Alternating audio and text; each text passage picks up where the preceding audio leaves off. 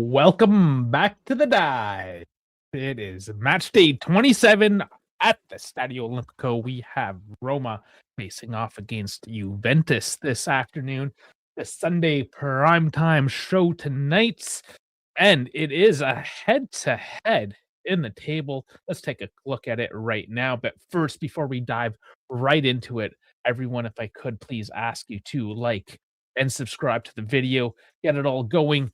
Please and thank you. It means so much to me. We are live currently on YouTube in both the vertical and horizontal views, Twitch, X, Instagram, Kick, and Assist. We are literally everywhere. So whichever platform you're on, make sure to follow us everywhere. It's in the description, the bio, whatever it is. So just smash those buttons, get down to the links, follow us, and get into our Discord as well. To continue the conversation with with the crew, with the regular crew. So without further ado, let's look at it right now. Juve 46 points, Roma 50 points, Como now in between with the game in hand. 48 points. It's a absolute must win, and that would be, of course, huge for the table, with 4th to 6th essentially being a point separating each, and then a game in hand to Napoli. Getting quite serious for the top 3, quite honestly, at this point. Anything could happen. So it's getting exciting. We'll see where it stands after today, and then there will be 11 games left. But that is for the future. Let's look at the game right now. I want to look before we go in. You know I like to do this. I gotta find who's the referee. Oh, right there, Simone Sozza. Simone Sozza. I mean, I just don't know what to think anymore. It's just the name. The name is being recorded, and we'll see where it goes from there. But the lineup. Let's look. I just had you. Here we go. Sorry for the clicking. Start with Roma. Zvilar in net. It's a 3-4-2-1. Ndika, Mancini, Celik, of course, and pre-contract negotiations with Juve at the moment, coming on a free potentially. Midfield for Wesley, Kone, Cristante, and Rensch. Up top, you have Basilin, Pellegrini with Daniel Malin up top. He's fairly new to Serie A here. Okay, so on to the same thing. A Juve, a 4-2-3. Well, sorry, not quite 4-2-3-1 versus a 3-4-2-1. Sorry, my dyslexia there a little bit. Not quite the same. Back 3 versus back 4, but interesting here. You have Perrin in nets. That is saying something to Di Gregorio. Yes, saw him Galatasaray. He did okay. Everyone did okay until the wheels fell off. Everyone just, there was nothing left in the tank, of course. So he's getting a start here. I mean, no other reason, I think, other than just form.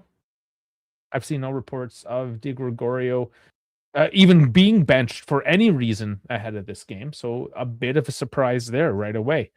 Back 4, Cambiaso, Kelly, Bremer, Kalulu. This is good to see. This is the best that we have in the back 4. Hopefully Cambiaso also has a good day. That's kind of the key factor.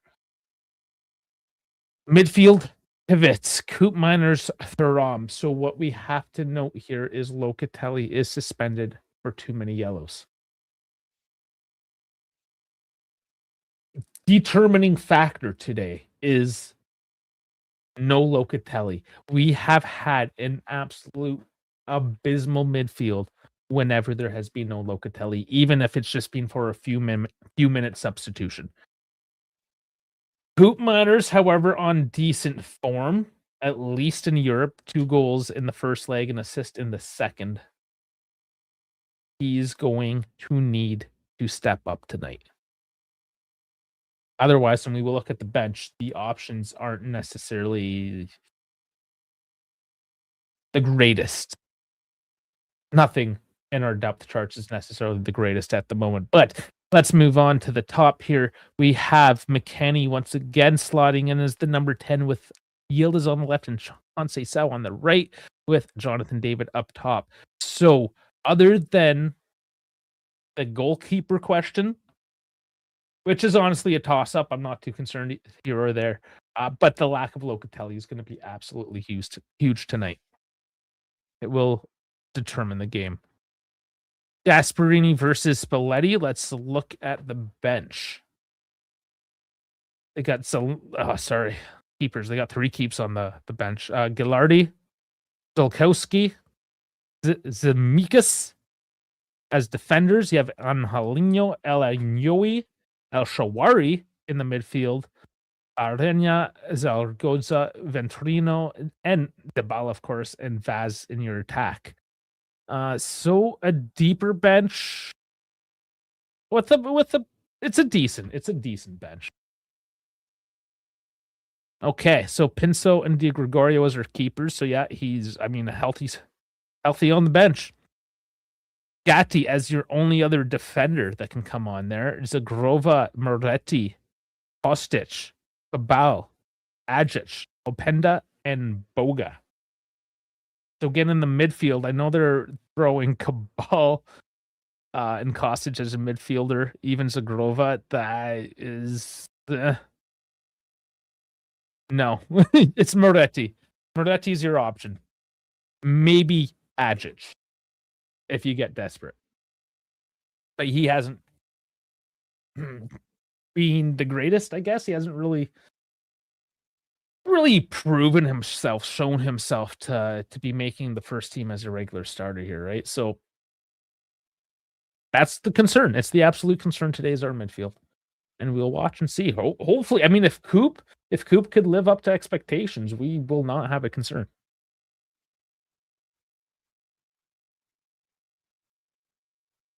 That's to say, I have no idea how this match is going to turn out. It is at the Stadio Olimpico. It is home field advantage for Roma. We're coming off that huge game on Wednesday. That 120-minute game. So yeah. Players are tired. Yildiz as well. We're going to have to see. You know you're going to see Boga and Zagrova. They're going to take off Conceição, Yildiz. McKennie, we'll see. I mean, Openda always comes on for David. Does McKennie stay out?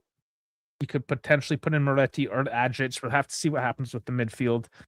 And, I mean, you might see Kostic, Cabal come on for Cambiaso and maybe a Gatti for Kelly. That's kind of what we're looking at in terms of changes for the evening. Roma, you'd probably see Angelino, El Shawari, Dybala for sure.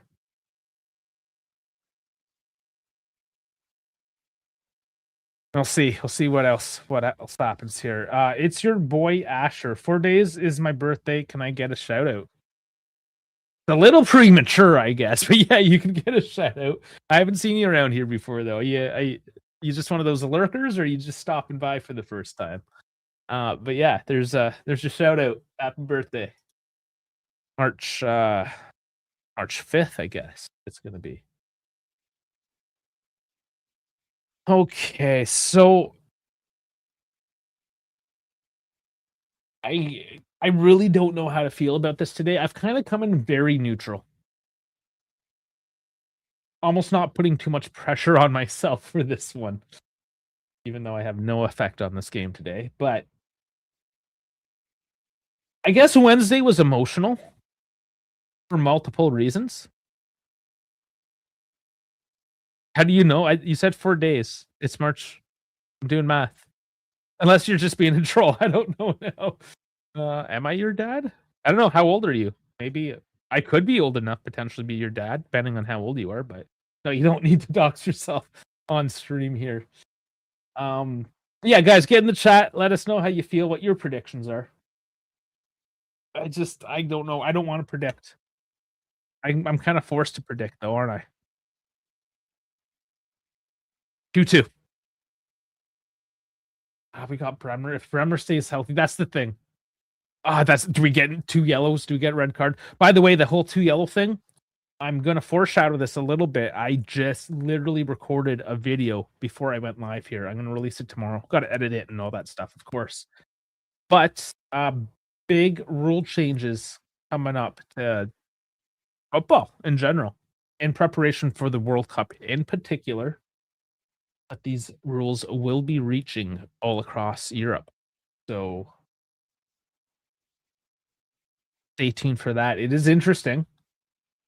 There are it's significant. It's a significant number of rule changes that are coming down the pipe. One of them being, a bit of a teaser, is the second yellow being reviewable. So this comes hot and was actually used as an example of the rule. The Bastoni theatrics in the Derby d'Italia, sending Kalulu off his first drop minutes of the season.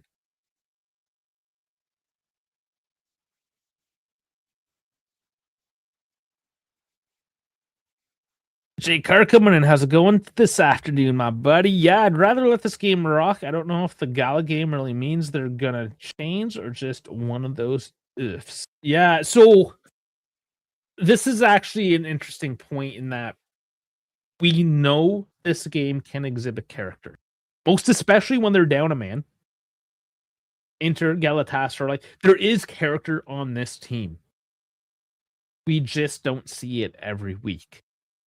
And I feel like this team needs to be a little bit on the back foot, is at least in the league table, knowing that realistically fourth place is what's in reach here. He was looking like a maybe. Once we got into that zone, we kind of backed off and got comfortable. Now we're out. We're on the outside looking in again. Just like with Gala, we were down 3 goals. We clawed them back. Even down a man. We clawed 2 of those back, down a man.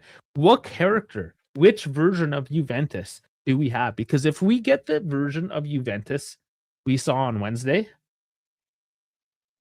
this team easily wins the league and goes deep in the Champions League. But that's the problem, is that you do not see this every single week.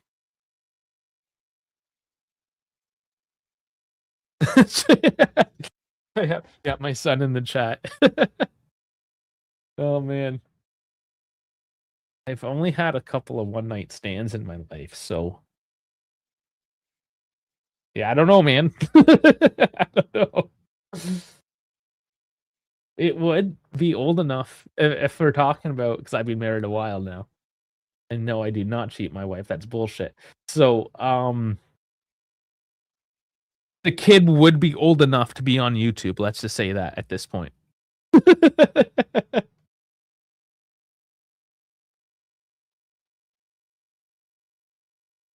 The fact that these guys must be exhausted, it depends on the recovery plan and how much the training staff have really pushed the boys in the past few days. And that's a double-edged sword, always is, in that you have to keep a certain amount of sharpness. You have to train specific tactics for the team you're going to face, Roma in this case. So you have to train a little bit. It's a fine margin. Bones also in the chat, another regular. All the regulars. Oh, and I missed a Kimmy Minx from X. Hello. You X people never, yeah, I said you people. Never get comments in from X. They have the higher viewership on all platforms, but the least amount of interaction. So thank you for commenting in from X. I don't know what's up with X and videos, because I mean, people love to speak their mind on X, just not when there's a live stream going on, apparently. Okay, 2:45. I'm gonna do a refresh on my stream, just make sure I haven't lagged out at all. Looking okay. Yep.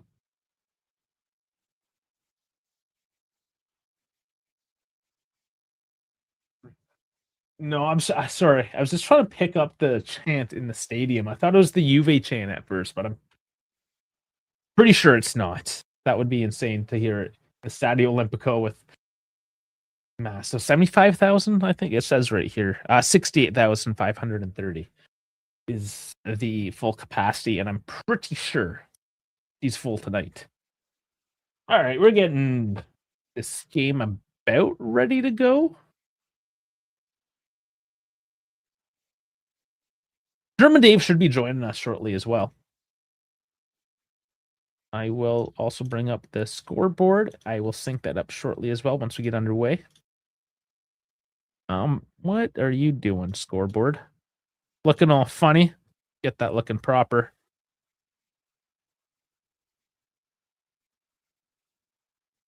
And we have kickoff. Here we go.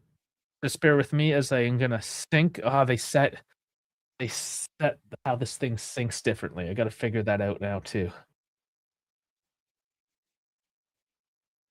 Oh, it's alive. Oh, I love it.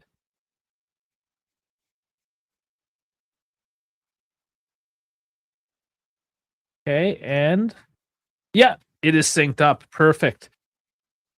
Okay, and as you can see, scoreboard powered from liveonassist.com. You can find us at The Dive if you want something a little more sports interactive. It's geared towards the sports viewership, syncs up the time, no spoiler chat, all that jazz.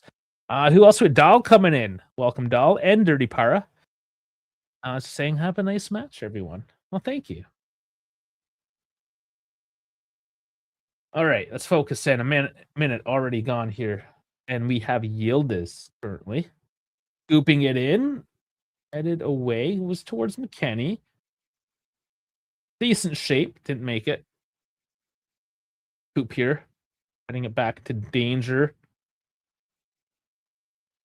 The ideas are there so far, but it's, I mean, Roma's pretty good defensive team.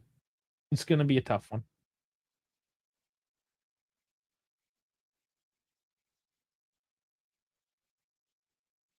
So, German Dave, he did have his Hertha Berlin match today. That's why he's late. He had a meeting afterwards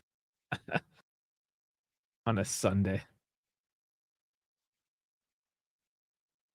That's part of the life, I suppose, working in football.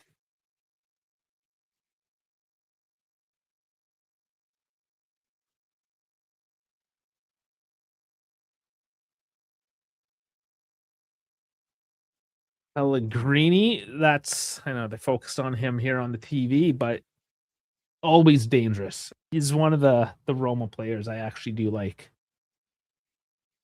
Unlike Mancini, for instance, who we all like to despise. Anthony, last chance salute. Yeah, if we lose this one, it's pretty critical for our season. That is no lie, but easy giveaway here. Pasili parried away. Pellegrini, after I just glazed him a little bit, puts that one high. So Perrine, and this is an issue with Perrine. The reason why we got Di Gregorio is because we wanted to play this modern out from the back, goalkeeper, ball at the feet kind of style. Perrine is not that. He's from the old school. He is a shot stopper. He is basically only a shot stopper. And we see him now struggling to play with his feet. Once again, looking where to distribute after being bit in the ass there with the long ball. Giving away a chance that he did. That's throw-in. That throw-in, sorry, was offside. Oh, no, sorry. The throw-in happened in the wrong location, so it's a redo. Ball going to Roma, though, for the error. Vasily has a lot of potential. Potential. I can tell how old you are by how you said that word potential. That was something us people in the 2000s said, or things that we would say. We would just like not say the rest of the word. Yeah, you just aged yourself by saying that. Love watching him play, not so much today though. Yes, young Italian talent, of course.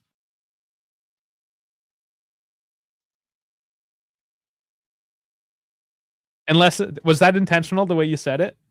Because if it was, it definitely aged yourself. If it was just a type mistake, then it's just a funny coincidence. Free kick Roma. Tom's there first.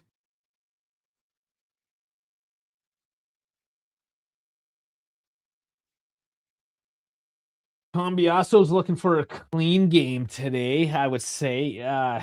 If he defensive solidity. It's nice when he contributes offensively, sure, but definitely need the defense first approach there from the back line. Bremer walking it up, draws a foul.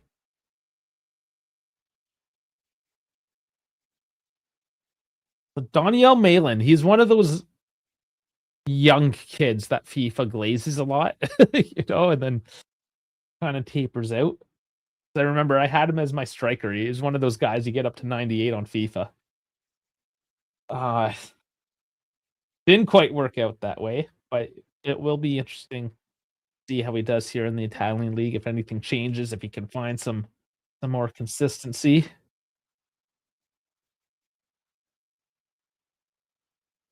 We finish with 11 men. We'll have to see what kind of dark arts Mancini pulls off today. I think that's going to be the big thing there. Oh, David double teamed and stripped of the ball.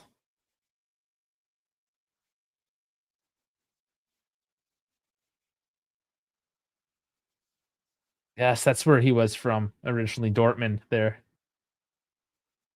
Team that produces a lot of young talents. But they get hyped up a lot too, those players, right? Ed Diemi. I mean, he was another one of those like super overhyped players from Dortmund. But yeah, pace. I mean, FIFA, all you need is pace. Broken ass game. I haven't played that in months now. I don't know, it's around Christmas or so. They just broke it. Yeah, the December update. They just absolutely broke the game. Or November even.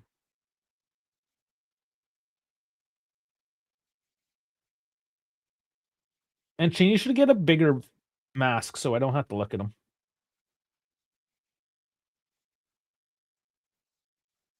Nice transition forward. Chico does go back with it as the pressure comes on quick from Roma. Over the top. Nice feed. Oh, he can't bring it down. But there's David. Decent boys. Oh, come on. Again, speaking of FIFA, that looked like one of those FIFA moves you try to pull off and you're up 10-0. Instead of just putting your fucking foot through it. Like we always scream for. But Cambiaso up on the play. It has to look dangerous. So as we talked about, I appreciate what he can do offensively, but we need the defensive solidity more than anything. But he does create that opening we just saw. Yeah, ever since all the folks on Ultimate, Ultimate Team. That's what makes the money for all the lemmings. I refuse. Like I tried Ultimate Team. No, I do not see the appeal of opening up packs of virtual cards to see who your fucking team is going to be. It all seems kind of ridiculous to me. I'm more of a simulator type guy. I like that air of realism to it all. David is afraid to shoot. Yeah, he has no killer instinct. He only shoots if he's finishing off a team move. Because he's a second striker. That's the thing. He is not that killer number 9. If we had Vlahovic, a David Vlahovic pairing would actually be pretty killer. And I think you would see both of them shine. Oh, Wesley with a nice cutout there. Oh, and we have Thuram and Mancini on the ground. Collision there just behind the play.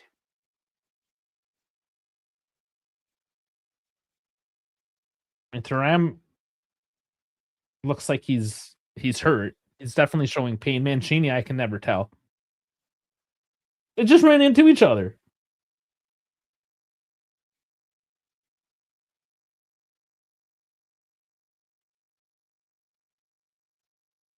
Got it in the Thuram looks like he got it in the face. Maybe an elbow?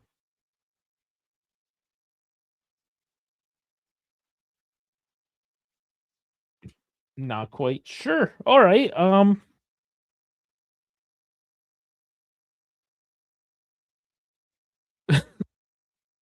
Yeah, it's true. Mancini does look like a Merdista. They already have Bastoni, so they got to share. People are still those dirty ass Inter fans still defending Bastoni. I saw one today. Oh, well, look at Milan. Oh, he doesn't have to apologize. It's because he fucking celebrated doing it and high fived his teammates. They're on with a huge dribble, but centers it to nobody. Yeah, like everyone dives. Everyone's a bitch. I think everyone should just apologize and just get kicked out of football for doing it. It was up to me.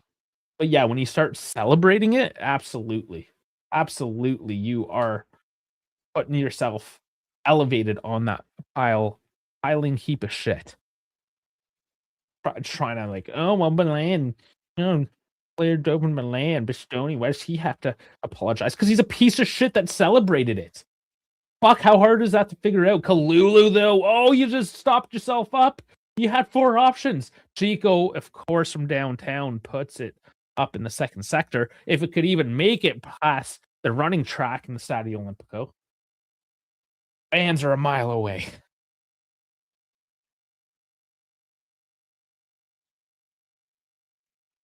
Oh, Anthony, you collect actual soccer cards. Okay. Um, I guess that makes more sense if you do it for real. Yeah, it's one of those things. That's why I never played games like Stardew Valley, Rated Garden. I'm gonna go outside and make a garden, have actual like peppers and tomatoes I can eat for real, not like a like if I'm gonna play a video game, I'm gonna do something I can't do for real. You know, I'm not gonna just simulate something I can just go outside and do. You know, never understood that shit. Like Power Wash Simulator. I got my own power washer, man. I'll just go paint my car or my driveway or some shit. You know, I'm not gonna play a video game. You know, just like I'm not gonna kill a person for real, so I'll go play Battlefield. You know, but yeah, I mean, let's open up virtual playing cards. Just I'm too old for that shit. But crusty old man. Nice pass forward now though. Yildiz. Oh man. It was a deflection. I thought he just whipped it. Okay. Okay. Um I mean, I can't get mad. He did put his foot through it. Yeah, Chico's only 5'5". He's tiny. Some actual soccer cards have pieces of jersey on. I didn't know that. I'm not a card collector. I'm not a collector type dude. I do like building stuff. I am getting the Schumacher Lego. It just released today. It's coming tomorrow. Meanwhile, I've had the Schumacher model kit on my desk for months, being ready to be put together that I've just ignored. So, I mean, I guess that's my little nerdy, thing. But I got to do things. I got to do something interactive. I can't be passive. Much tism, as the kids say. Our finishing is abysmal. Yeah, no, it's yeah, no shit. No fucking shit. We need better finishing. It's nuts. It really is though.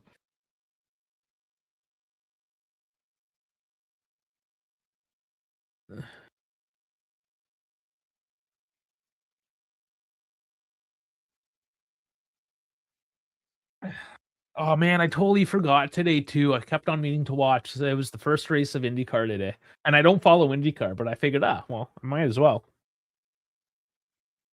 No, completely forgot. But we do have F1 starting next week, and I'll definitely be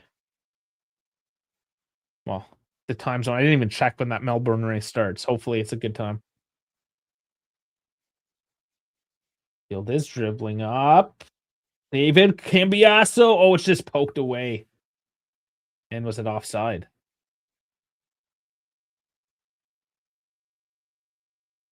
I think it was. Where does the ball go? Yeah, it is a throw in. So it wasn't offside. They thought it was. Yeah, Yildiz already looking kind of tired. Mind you, he's been running. No, he was definitely onside. Okay, where did you see the Burger King thing? Was that on the billboards? I do not get Burger King, man. Ooh, McKennie taken out. Like, what does Burger King offer that's better than any other fast food joint? I don't understand its purpose in life. I mean, like Sonic, you get milkshakes. And your McDonald's, the classic fries.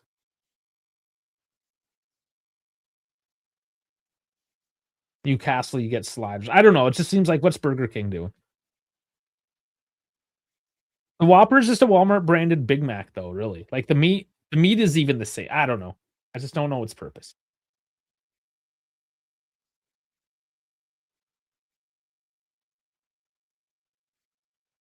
Yeah, you're right, J Car. Even shitty American food gets better as soon as you leave America. Like Kenny. Oh no, come on, guys. So many chances. And Roma defensively has looked very exposed. The fact that we haven't had Locatelli, I don't think that's the problem at all right now. The midfield has not needed to even be good, really.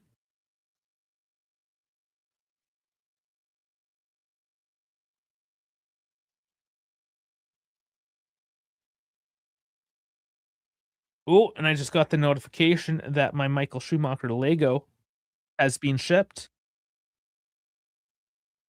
I'm gonna build the shit out of that car. It's the same as that in my background. You can see the Ayrton Senna McLaren there behind the Ferrari. It's gonna be the same style as that.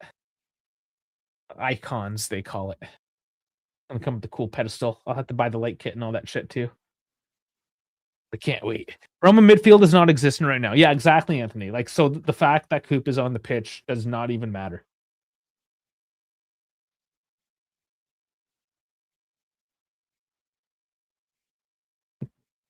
Kone, Cristante, and Dika, the guys in the midfield for Roma.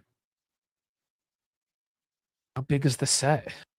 It's I think it's a couple hundred pieces. I don't know, like the McLaren, like the white one. I don't know. Here, like this guy. I'm pointing to it. One right in the back. It's gonna be the same size. This big Ferrari. That's like that one's massive. That's a Technic. That one's like craziest shit that Lego does, kind of thing. That one's really big. So it's good. It's like the good middle ground, average kind of Lego set.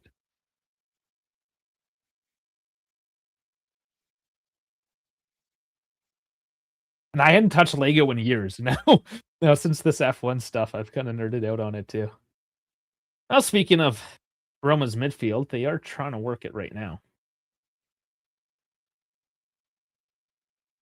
Yeah, I know. I feel like I've started to go more of the waffle this game. We've been so serious the past few games, and we've kind of had a bad time with the whole deal. That I think just personally, I'm trying to be more lighthearted about the whole situation. Just see how things go today. I never said this wasn't an emotionally charged stream at times. It certainly is.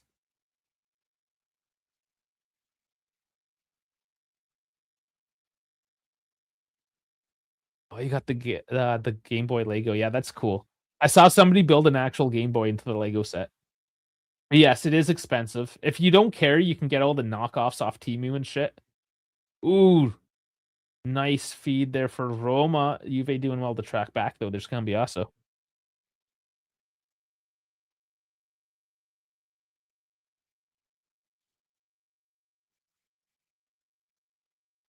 Which one's the Capocannoniere of La Liga? That wasn't Malin. He's 27 now. Jesus, he got old. He looks older than that though. That's the thing. Even when he was young, he always looked like he was 40. Receding hairline. Didn't get those genes anyways.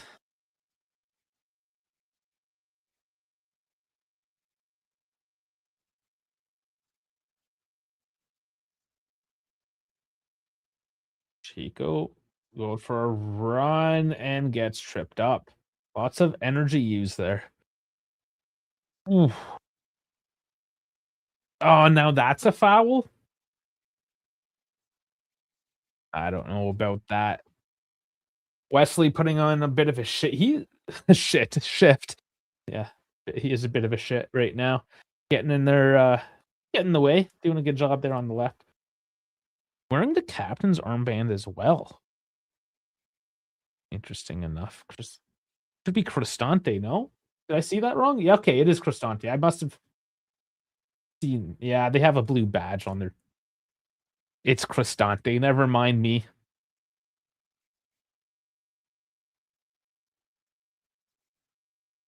Chico hasn't done something useful this calendar year. Yeah, I don't know. I don't know what to say at this point, other than we'll see what happens in the summer. And he knows he's on the chopping block, so he's got to figure it out.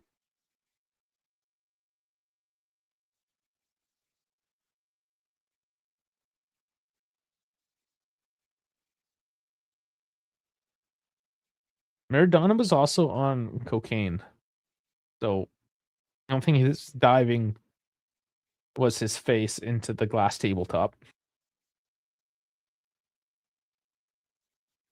But yeah, he had tree trunks as legs.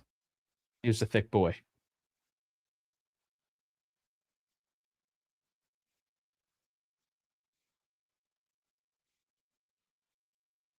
Anthony, so I noticed that too. You talk about Zagrova, how although he whiffed a ball and missed a clear chance. Hold on, Roma here. Kalulu gets enough of it. Yeah, like he had a horrible finish, but who hasn't on this team so far, right? But he did change the game quite a bit. It's clear to me, especially because he did play extended minutes there on Wednesday, that he's just heavily managed. He has to be unloaded after any, especially heavy load like that.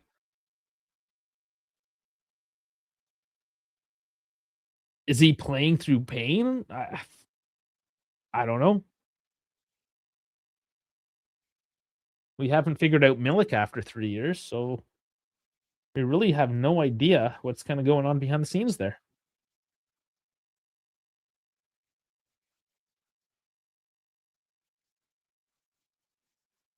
Oh, given away by Cristante. Here's Yildiz. You got David Ferfor. Come on, put it up. And it doesn't quite make it through. Takes a bit of a chip.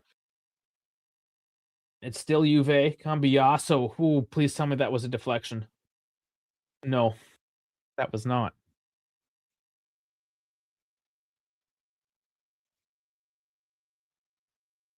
Douglas Costa wasn't Douglas, if I remember correctly. Like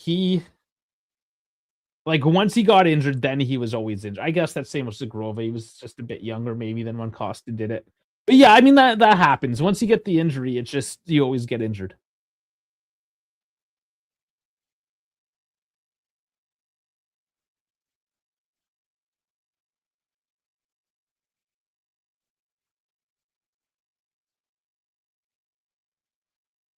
I mean, I've done it to myself, re-injured myself multiple times. It sucks, man. Yeah, some guys they just don't repair the same way. Oh, wow, and Perrine gets in front of that.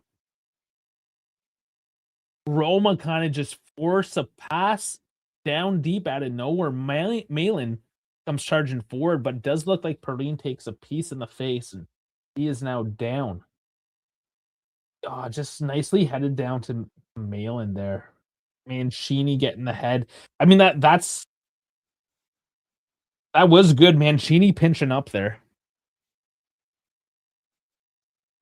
Kelly didn't mark him down tight enough, and yeah, just Malin getting past Bremer, just sneaking by all the Roma players, just getting enough space to make something happen.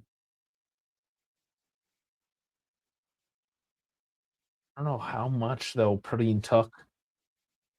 Still, it's on a knee. And how funny would that be now if Di Gregorio does have to come on. Yeah, I mean, as a center back, Anthony, if you lose your man, you at least gotta psych him out, put him off balance some level. I mean, Bremer did get cooked. He did, I guess, just enough.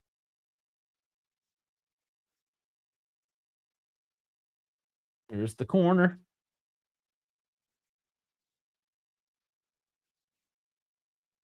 Play with it.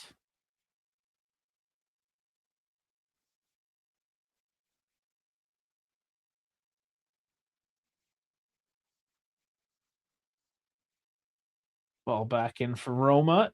And one of those corner throw-ins.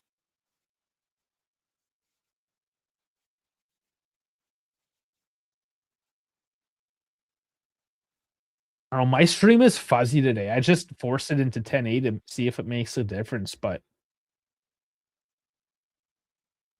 or is it just the quality of the pitch today that's making it fuzzy? Is anybody else noticing that?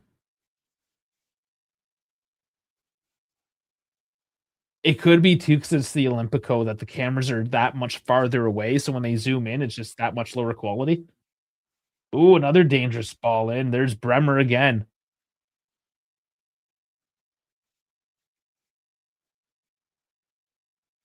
Trying to get this ball forward. Handball and a big trip up onto McKennie. There's the yellow card. Stopping in offensive action. And he's going to miss the next game now as well. Oh, for Roma. There's Wesley picking up his 5th yellow of the season. Which is good because he's been one of the more dangerous players for Roma now that he's on the yellow. That's going to take him back a little bit. I mean, McKennie, Conceição, that's kind of what they've done. You can look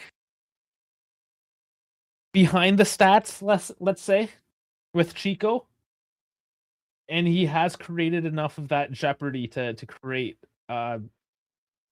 basically enough fouls on Wesley now that he's in the books. Oh, now Pellegrini came down on that play. Don't know how much contact was there, but they did stop the play. We'll have to take a look back. So we have Coop Miners.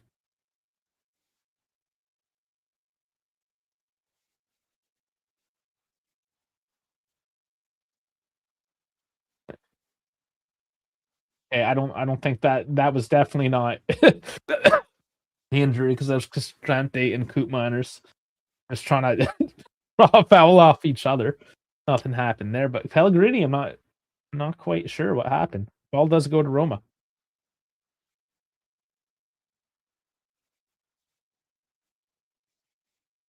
Another giveaway by Roma. They've done a few of those today. Chico at last cannot get through. One actually gets in the way and recovers. Chaotic in the midfield. There's McKennie sitting deep. Nobody can make a clean pass. Bremer finally back to Perrine. They're going to settle this one down. Harry Winkler. Who the hell's Harry Winkler? You always throw out these obscure references. Henry Winkler? Like Fonzie? Is that who you mean? The Fonz? I don't know who Harry Winkler is.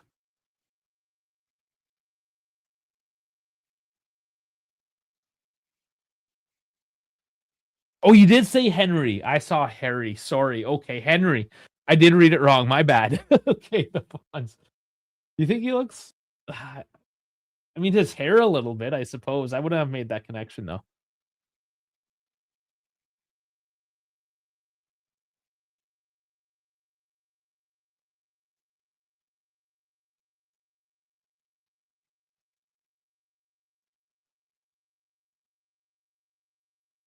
Sure, I'm surprised too because that's that reference is even slightly before my time.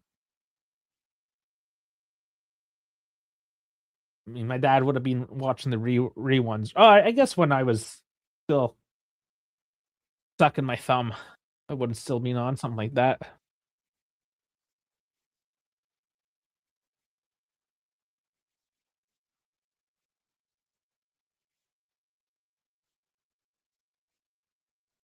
A little bit, yeah.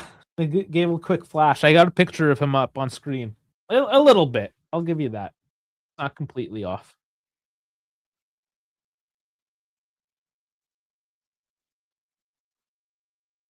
Heal doesn't work. Come on, boys. 30 minutes done on this one.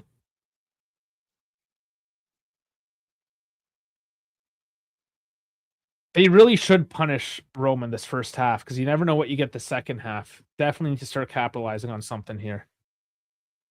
Jesus, Chico. Can't not stay on his feet even when he's winning the ball.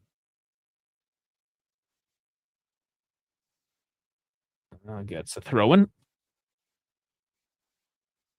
Charlie Alcatraz. Oh, my lord.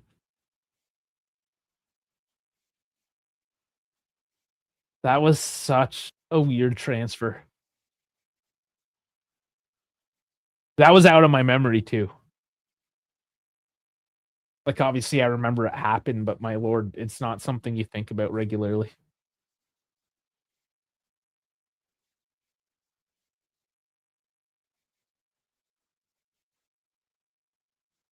Finally busting out of that wing. Finally some space. Nice feet to Chico. Cuts. Oh, and it's blocked off. He stayed on his left foot this time.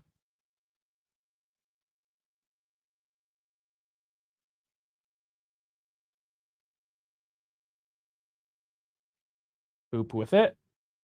And a little too heavy to Chico.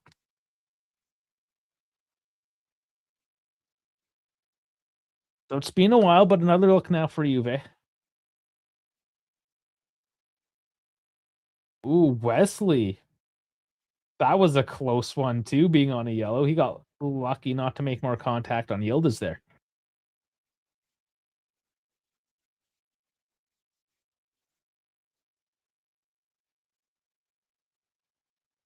And I like that. The commentators are giving credit to Yildiz for staying on his feet there. It just shows how rampant the diving is in the sport. And you don't get rewarded for it either, unfortunately. And that's really what the problem is that they're condoning the diving. Oh, want it back quickly. McKennie. Ooh, Pellegrini goes through on the challenge. Advantage given. Lulu. He's up on the play. Scoops it in. Headed on. Ooh, McKennie just going wide on that one. Man, it's almost McKennie once more. Like, Lulu just teeing it up. Man, that was a decent attempt. Yeah, it was not that far.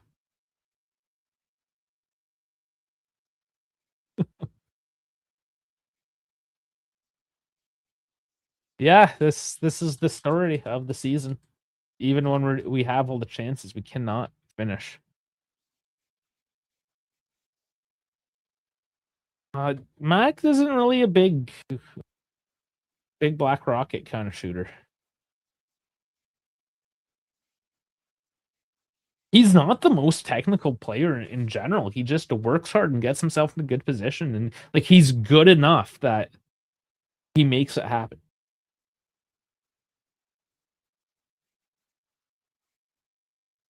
But it's also because he is one of the aerial threats, so he's also one of the ones typically charging into the box instead of sitting out back.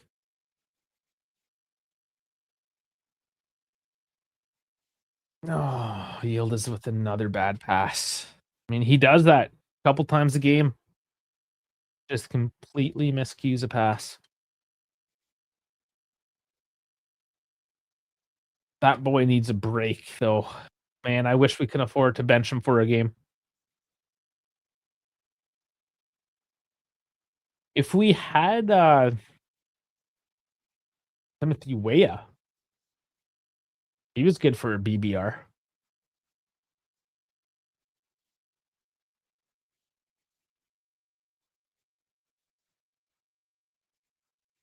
Oh, Chico takes a slip. Wesley goes down, and it is a foul. No yellow, though. Free kick for Roma. See here. Oh, yeah, I mean, there's a little step there. He could have given him a yellow.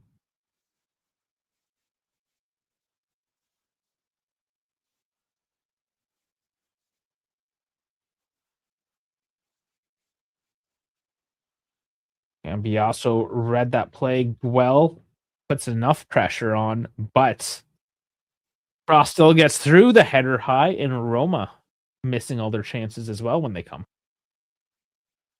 As frustrating as it is from the Roma perspective, or Juve perspective, Roma has been frustrating as well today.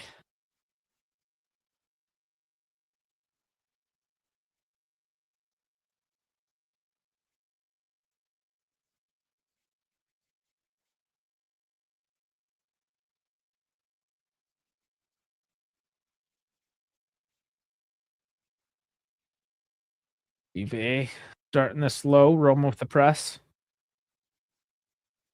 Again, the problem not having Di Gregorio to distribute this out farther.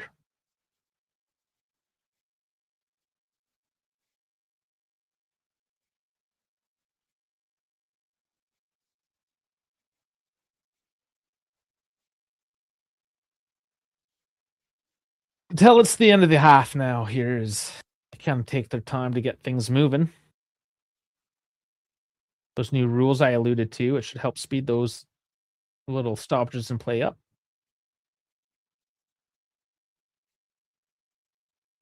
For those who missed it, video should be coming out tomorrow on the new rule changes coming down the pipe.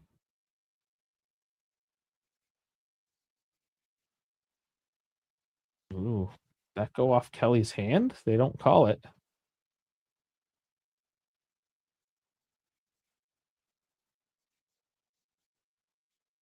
Finally booted down range. Juve just stuck in their zone. But it comes back the other way. Here's Malin. And Kelly right there gets rid of it.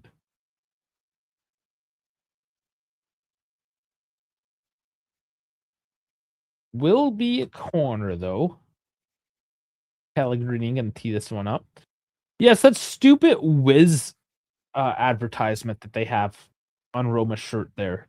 From shitty long distance, crappy footage, it looks like a captain's band. And the other side is the Serie logo, which is white and blue as well. Like, it just looks like their captain's armband. Everyone looks like they're the captain.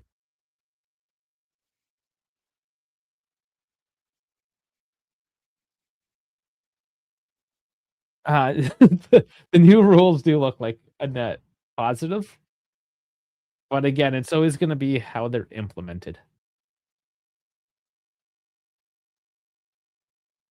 But they are looking to address some key issues, and I think especially coming up for the World Cup, especially because it's going to be played in North America, where the appetite for the theatrics are basically non-existent, that they're trying to clean up some of the bullshit for the American market. That's kind of how I'm looking at it. Or hopefully they just realize that it's nonsense and they need to fix things. That would be, I mean, just best mindset. Here's Wesley though, and wow, what a curler into the side netting. And just like that, Roma are up by 1.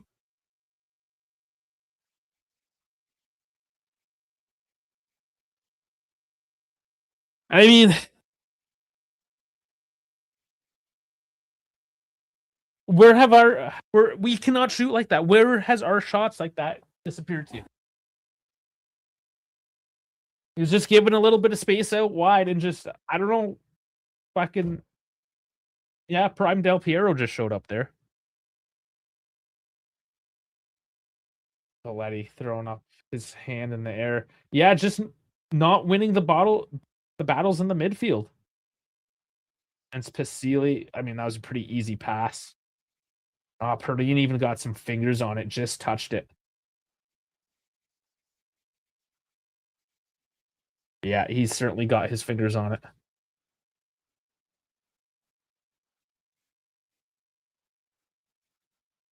Actually, the fact that Perdine touched it made the shot look even better. Made it look like it was even tighter of a shot, but I mean, regardless.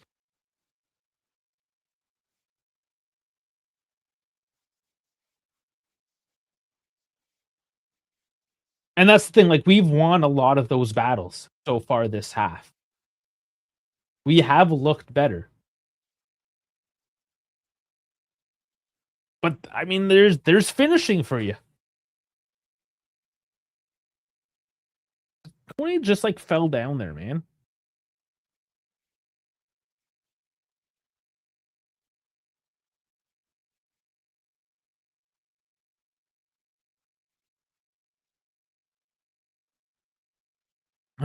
Well, response time. We can't keep on chasing every single game. This is another reason why we're tired because we're always chasing.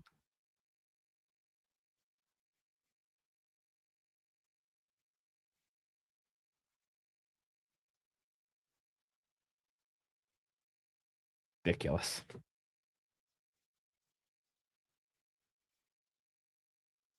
Okay, this one's settling down. Oh, come on, better passing. Camby also doesn't let it get onto it.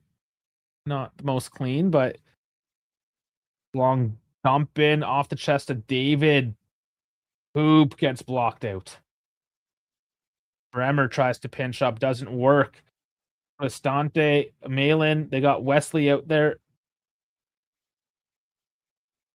Bremer cuts it out, and it can be turned around quickly like that now that the game is being chased. As Juve try to push up for a late equalizer in the first half here. And now Juve's the one having trouble settling the ball down. As they're a little bit rattled.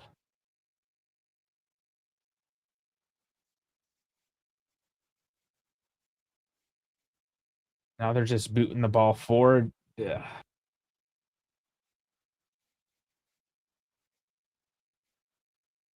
Oh, Bremer's been using that leg for a few months now. It's gotten back to size. It was smaller at one point.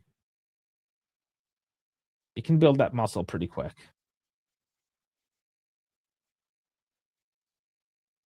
More so the ligament.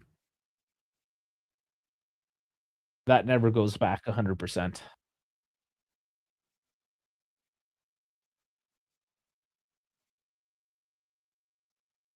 That's why you build the muscle up around the ligament, so you let the muscle do the lifting. Take some of the load off the ligament. Yeah, part of his recovery plan would have been to steadily build that muscle back up.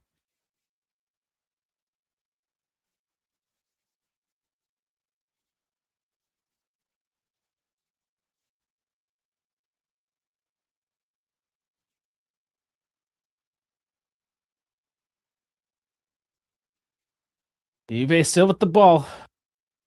Not finding options now. It's like they just get rattled. You were doing this so well earlier in the game, and now you just can't get out of your zone?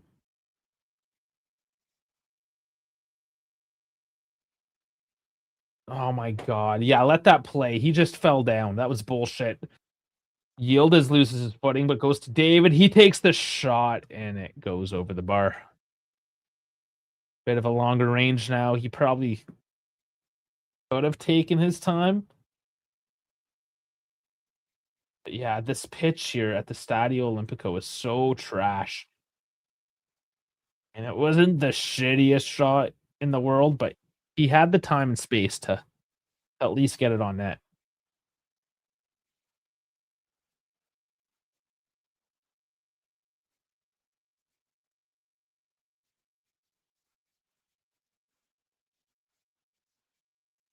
Hmm. Well, few seconds left. Probably a couple minutes added. Spalletti is heading towards Tudor territory right now. Results have not improved, even though general play has. But that always brings the conversation back to, is it the coach or is it the players? And how many times have we proven that, yes, a lot of this is the players? Which I think is part of the reason why, like, we have all this news recently about who's still on the team, who's at risk, who they're gonna get rid of.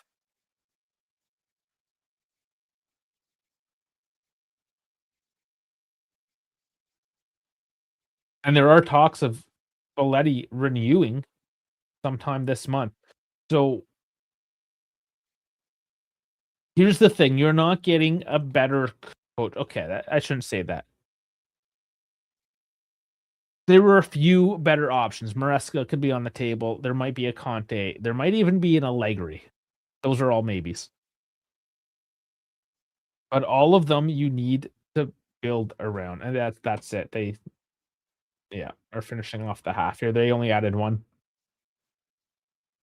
So you want to see a coach with the profile like Spalletti get a solid transfer window, one that actually has money to spend.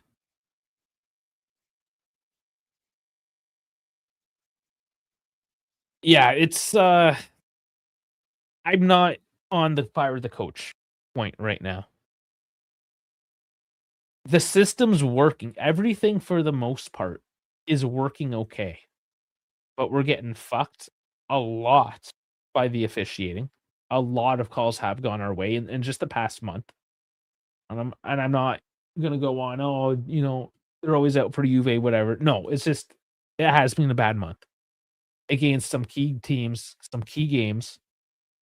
And like, look, they're just missing their chance. They're making bad decisions. The IQ of the players are just not there. It in this situation, like, how do you blame the coach? Has Spalletti made some bad decisions? Sure, and he's actually always owned up when he has.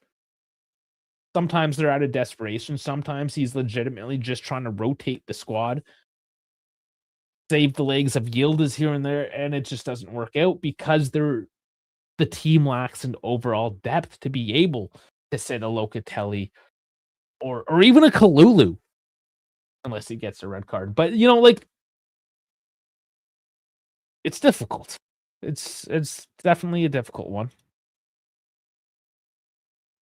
Let's look at some Fought Mob anyway, see what the numbers are going to be saying for us.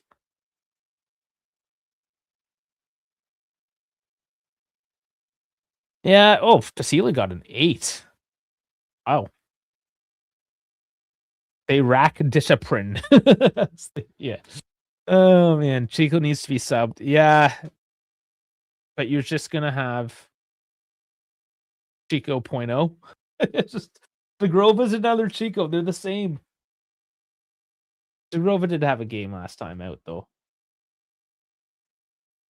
Boga even. I don't know, man. Like, Yildiz makes bad decisions. David makes bad decisions. Chico is a chicken with his head cut off. Coop only will take a shot when he's completely blocked off and will never see daylight. Rom has actually been running a lot more decently past couple games. But he's made some bad decisions. Cambiaso, Kalulu, they've gotten involved, but they're not your goal scorers. And then you got your center backs, which are probably the ones most likely to score.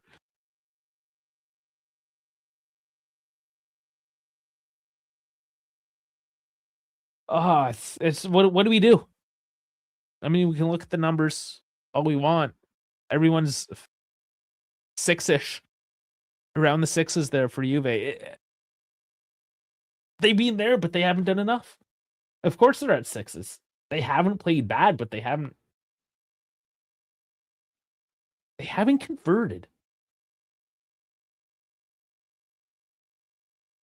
And quite frankly, if you convert these chances that you have, you put Roma on the back foot right off the get-go, and you take control of this game. But every single time, we give up the early goal. Like, look at the numbers. 50% possession. XG, they're at a 1.11 or a 0.36. Because we didn't hit the net at all. At all. Look, total shots, 6 apiece. 3 on target, 50% conversion for Roma. 0 Juve. 2 big chances to our 1. Passing, 202, 86%, 202, 81%. We dropped off. Like, we were the better team, and then we just stopped being the better team.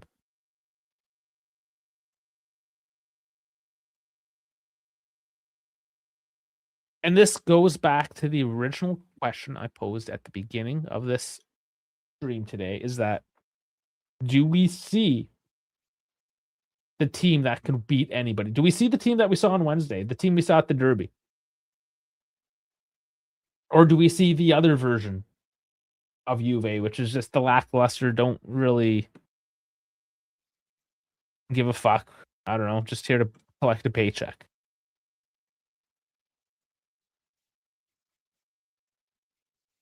So, Spalletti, what does he do? He can only yell at these guys so much, motivate them however he does his motivation. Like,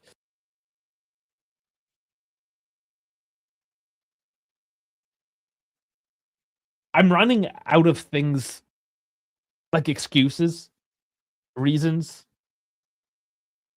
I'm just done making the excuses for the players at this point. Because even in Galatasaray, even though they played a great game, how many of those chances did they miss? Despite scoring 3 goals, they could have had 10 that game. Like, no joke, they could have had 10.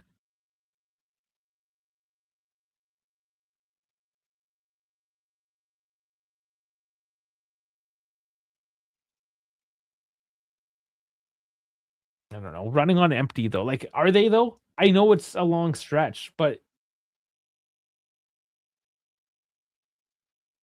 you just got to rise to the challenge. It's just the mentality. Because even when you're running on nothing, you can always find something. It's always mind over matter. The mind can make you step up to that next level. They're not there.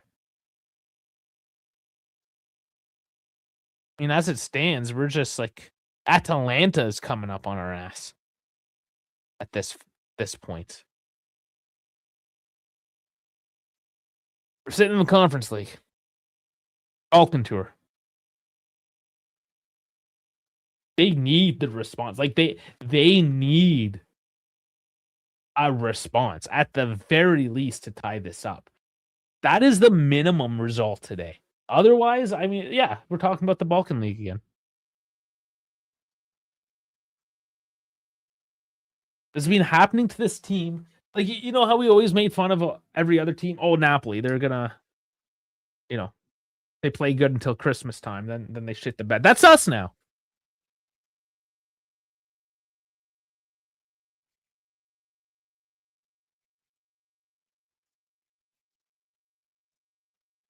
So, Anthony, I don't think, just from what I've read, I think Spalletti is getting the offseason that he needs. So I don't think he's going to get fired. Unless, I don't know. Even if we lose every other game going forward, I just don't. You have no better options. You need to give a coach of this caliber a proper offseason. You have to remember the transfer markets he had. There was like $5 million borrowed dollars in the account that he could use. And we got Holm and Boga out of it, right? Somehow. By spending $5 million, we got 2 players. In the summer, now depending which competition we end up making, it changes a lot. But what you can do is sell overpriced players like Chico, hopefully move him on, We'll see if the market dictates. There's also a World Cup, so we'll see how that plays into all the transfers. But at the end of the day, you can you see that you can go and pay next to nothing for a Boga and get very similar output to the $40 million players that we have.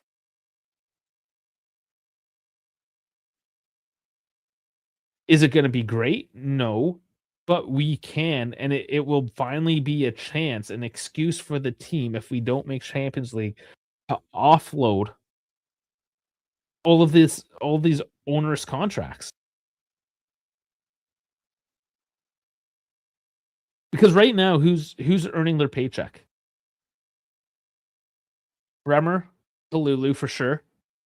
Those two guys. Locatelli is. Yield is.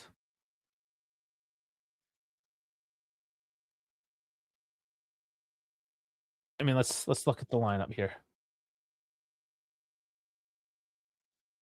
Yield is McKennie, Kelly, Bremer, Kalulu. I mean, Kelly, and like earning their money. These guys aren't making much money.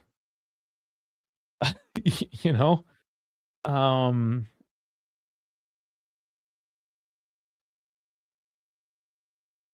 You can go with everyone else. You know what I'm saying?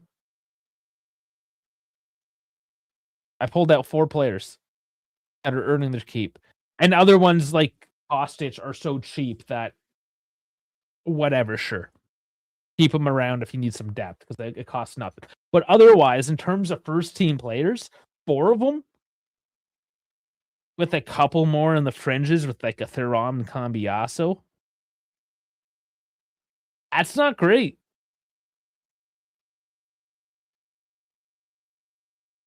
Got a Yo coming in here as well.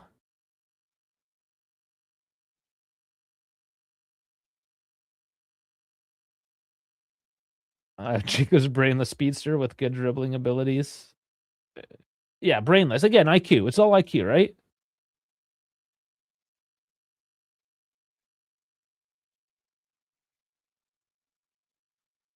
$3 million a season is good money.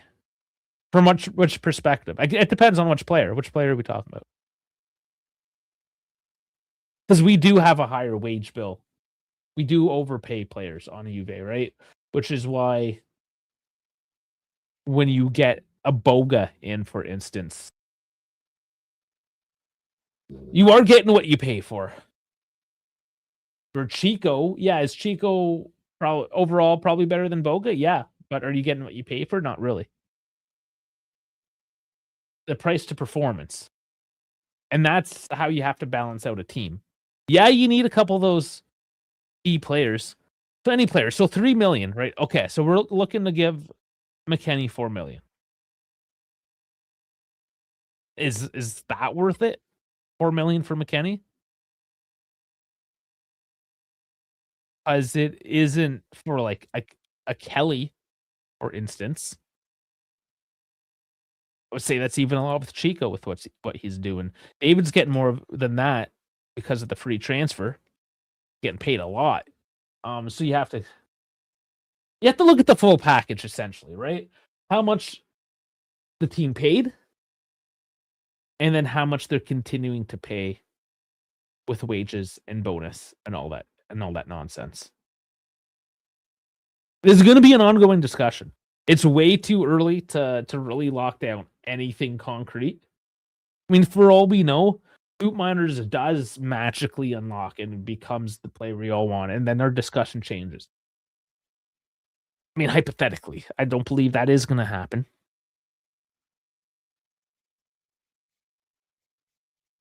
There's 11 games after today still. It's still quite a bit of football. You got March and April. 2 months, 2 full months. I mean, it's coming up fast. Absolutely, it would come up fast. But at the same time, you kind of just... I don't want to repeat myself because I've been saying this for months. Like, this is the team that we have. It is the team that we have, and this is what we got. But in due time, a lot of these guys are going to be done.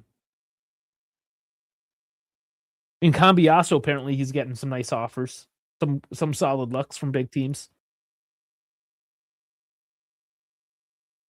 Sure. Take the money. You can honestly take the money off anybody. The only Yildiz, if he truly is the face of the franchise going forward, okay, you keep him along. You need a franchise player like that. You keep McKennie because he's the only one that's actually showed any sort of grinta, even though he's the least Italian person on this team. He gets made fun of for it. He's the one that shows it the most.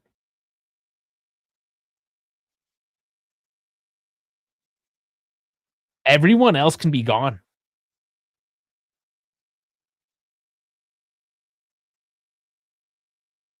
I named Bremer, Yildiz, McKennie. I would keep 3 players. There's 11. Let's see, how big is our full roster? 12, 13, 14, 15, 16, 17, 19, 20, 21. Plus are injured. 22, 23, 24, 25. 3 of 25. And Locatelli as well. Sorry, I missed him because he wasn't on the list there. And even Locatelli for the right money. He's on the cusp for me. Like for the right money, yeah. Like no discounts for a Locatelli, but sure. Give me a bit over market asking price, I'll take it.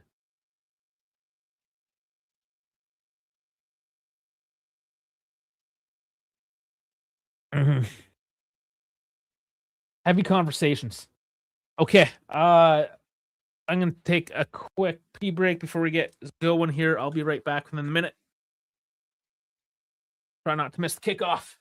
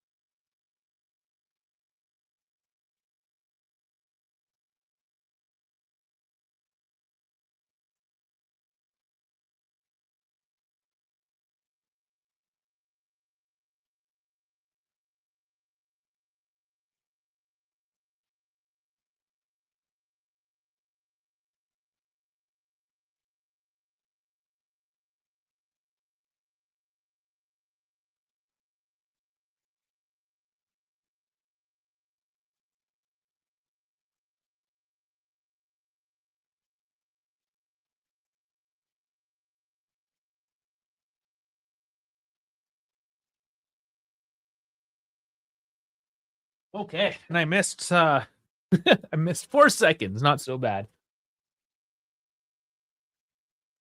Get the scoreboard back up for you guys. Lulu and head it off.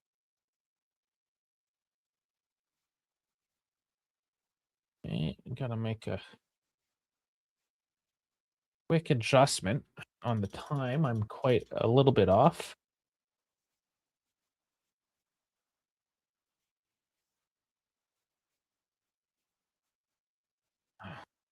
Doing this up. Sorry, guys.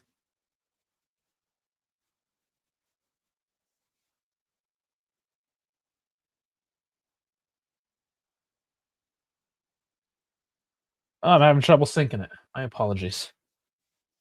I'll do it at the 47-minute mark. Be nice and easy. Free kick in by Coop. Oh my God, Chico! Oh, he finally did it! He finally did it! What? Let's go. It's just all of a sudden, it finally happened. It's 1-1. I'm just completely blown away right now that we just completely be trashing. This is the shit I want to see. I just spent the past 50 minutes, the whole halftime, trashing players like you for not living up to the challenge, for not finishing your fucking goals, and you did it. You proved me wrong. I'll just sit here and shut up now.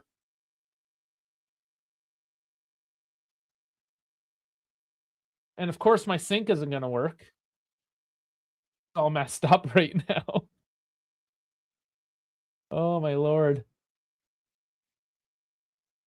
Ah, just shoved it. just shoved it out of reach, right in the back corner on the volley. It just was a rocket, man. That was huge. Yeah, let's fucking play some ball. Nuts.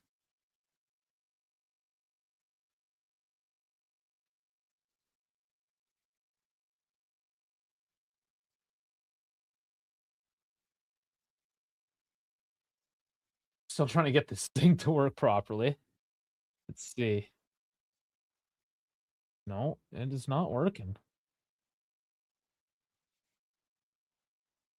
They changed the way it syncs here, and it's not quite working. I do apologize.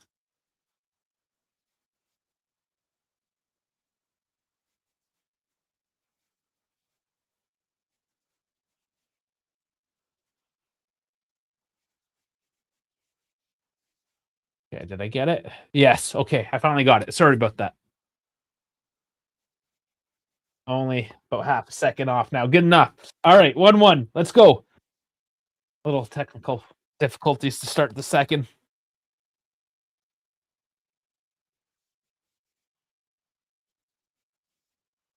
Shot at BBC. Yeah. Yeah, I guess he did, didn't he? Does he get to claim that?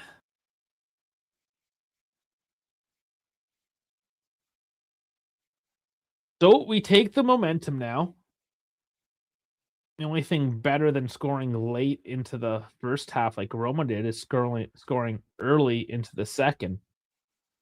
Oh, nice feed. Oh, it's too heavy. Again, guys, you got to take an edge off that. Yildiz would have been on his own.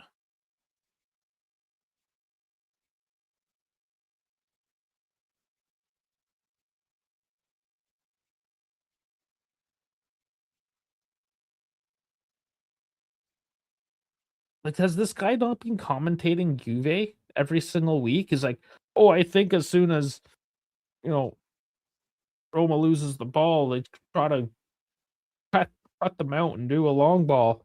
Like, yeah, I mean, yeah, this is what they've been doing.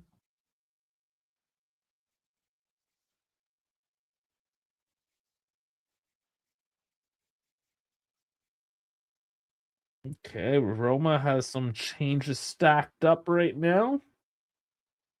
L and Yui, one of their two L's. One wasn't enough. They had to pick up a second.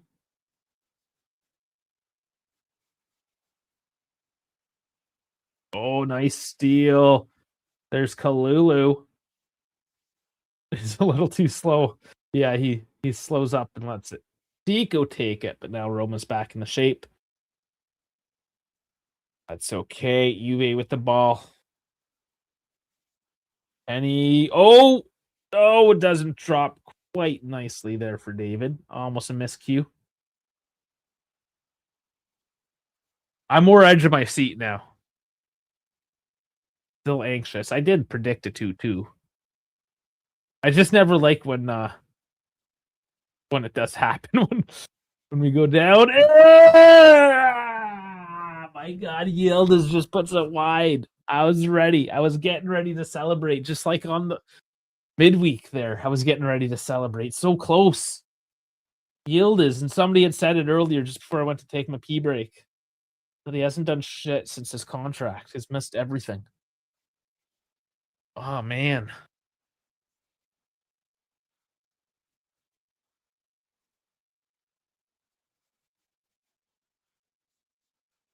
All right, here's the change now for Roma. Oh, not quite yet. Not quite yet.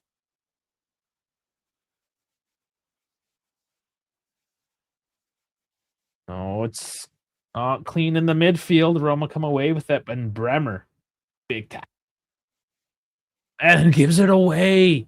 You can't give it away when you're at a position like that, dude. So Bremer making a mistake now as well.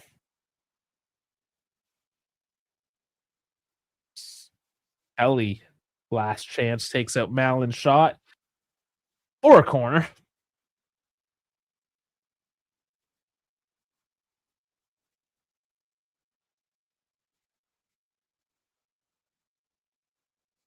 Change still hasn't been made.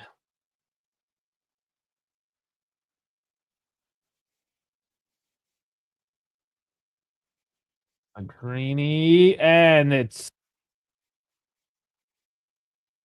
Ndika puts it in off a short corner take, and it's 2-1 now for Roma, just like that.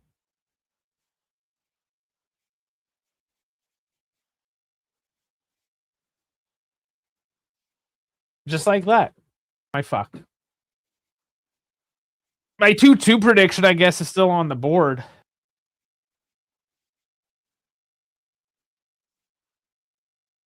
Just so many repeat offenses with this team is what it is.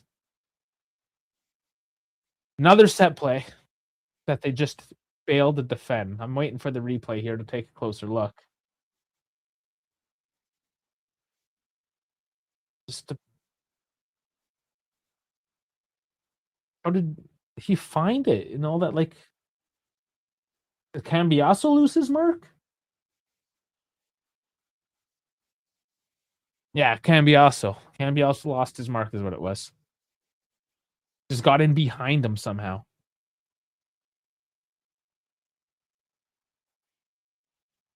Ah, my fuck. That's almost more frustrating than all these misses we have.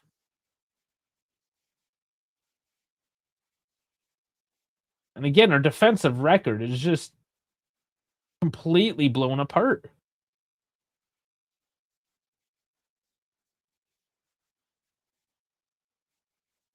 Hopefully, Cambiasso plays with that anger he gets when he screws up.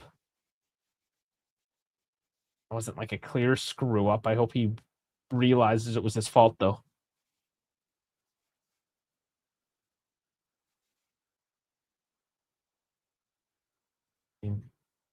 Oh, here's it doesn't get to Chico. I was teeing up for a second one. They got to get more in Wesley's face too to try to draw out another mistake from him.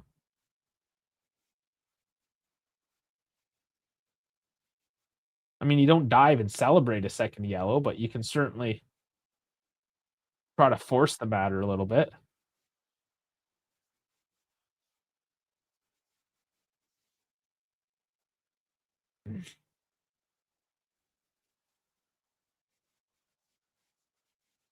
Oh, there's 35 minutes. Lots of time here.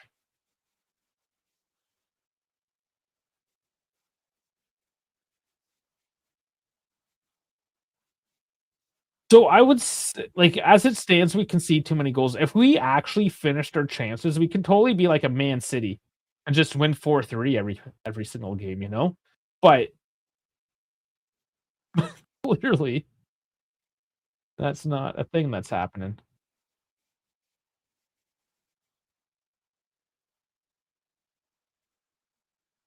But again, it's just individual lapses. It's individual mistakes. There's nothing inherently wrong with the system. Ooh, Yildiz takes a heavy one.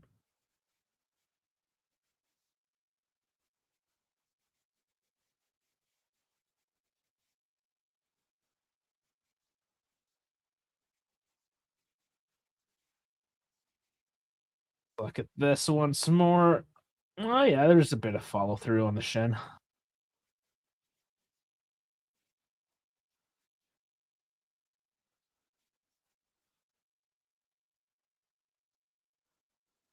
Yeah, Yildiz, and I hate to say it, he's staying on his feet too much and battling it. If he just entered it up a little bit, celebrate the creative arts, then yeah, I mean, he would. Not that I'm trying to say he should do it, but they just need to punish the bullshit more. Is all it is. Encourage this kind of play.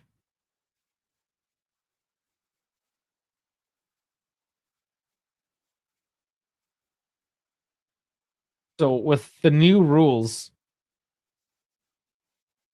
he would have to basically just get up and play. If he needs the physio, he would have to come off for a full minute, which he is now. So he would have to be off for at least 60 seconds before he was allowed back on. But he technically did not even come off the pitch there. He just got some free spray. The trainer just reached over the line.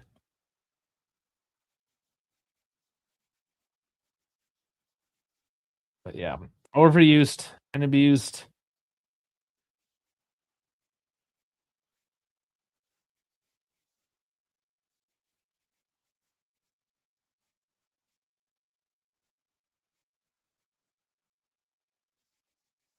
Pasili there with the interception, bad pass, and Kalulu. Oh my god, guys, you don't even know where you're going with it.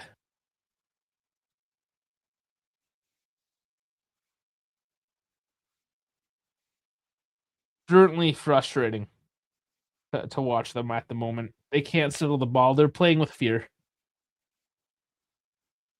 They know how to respond, and this adds to the frustration, is that we know that they know how to respond,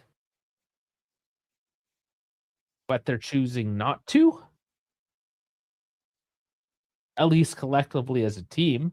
Certain players are definitely into it. Or is it just the lack of mentality to maintain the composure? Not that they're not willing, they just lack the composure. Good, don't call it, and Pellegrini's crying about it. That's exactly the right call, you just play it through. He got hauled down. There's a little tug, and then Pellegrini goes down complaining about his ankle.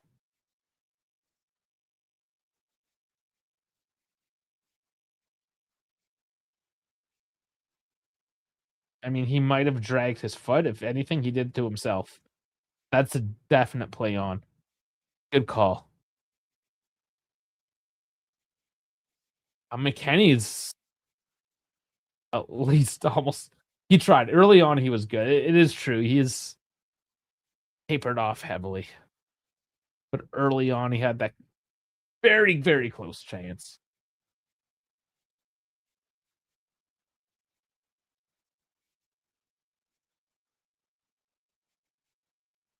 He might get fed here now, though. Back to Yildiz. Mac running in. It's in front of you! Oh my god, he didn't see it.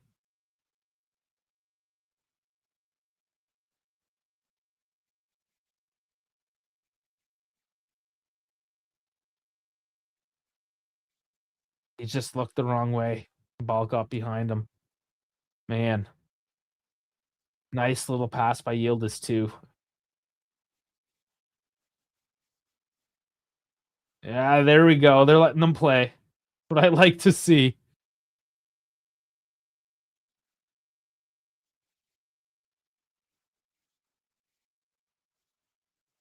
Getting physical.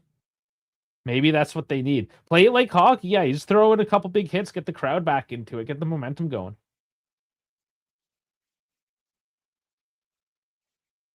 My hockey team can't win either.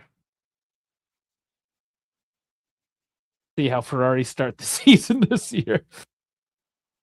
Malin for the spectacular and gets the embarrassing.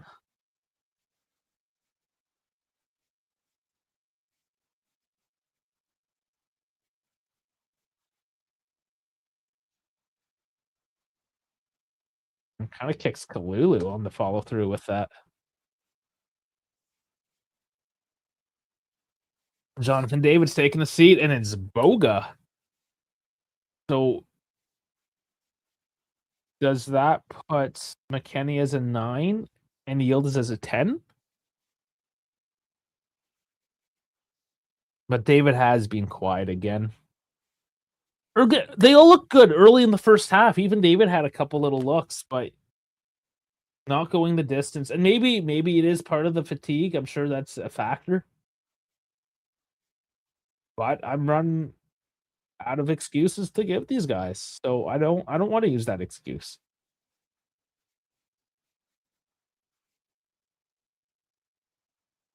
Like this game is just as important as Wednesday's game was.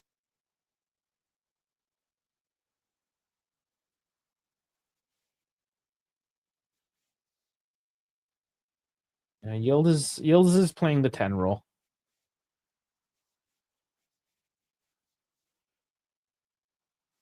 Stretch passing doesn't work here. Does it bite them? Selleck. There's Malin in the center.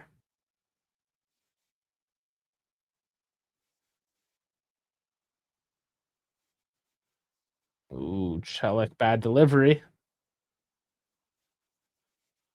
That's the guy we're looking at. Hopefully, it's a depth piece. I don't know. He is nothing special. Could just be a very cheap deal coming on a free.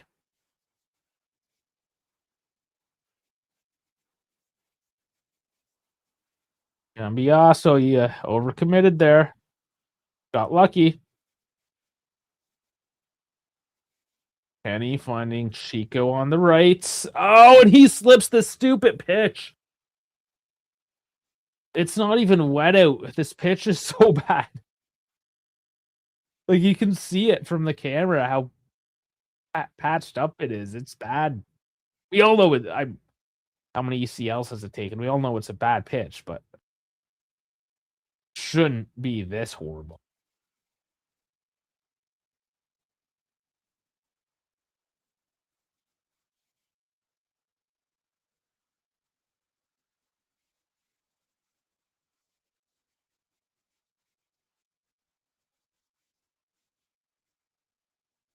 $25 to go.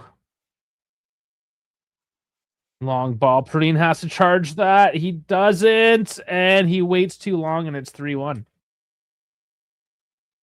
He needed to charge that ball way sooner.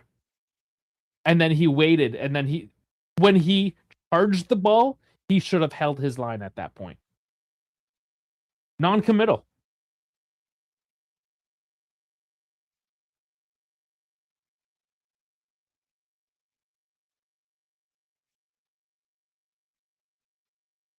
You know that they're going to do that. As your team is pinched forward, you know they're going to look for that breakout pass.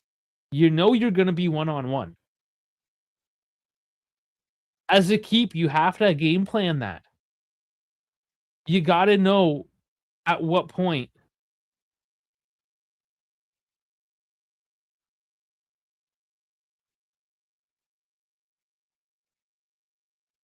I mean, it was a pin perfect pass.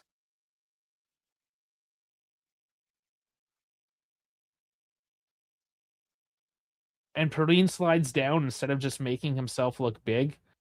Yeah. It's just, that was bad goalkeeping too. I mean, he's caught out one-on-one, but he could have. It's everybody. It's just fucking everyone.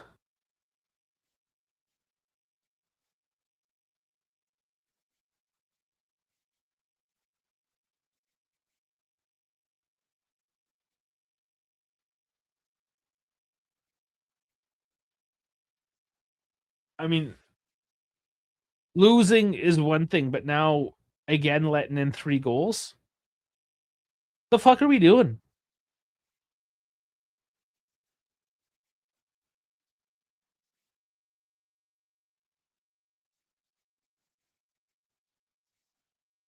Juve push it forward. It's getting late in the game though.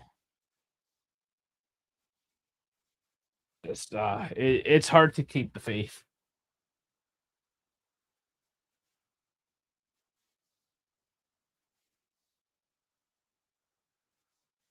Mm.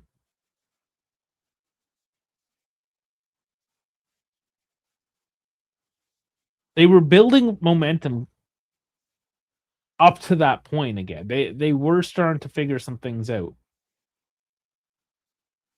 But they just leave themselves exposed.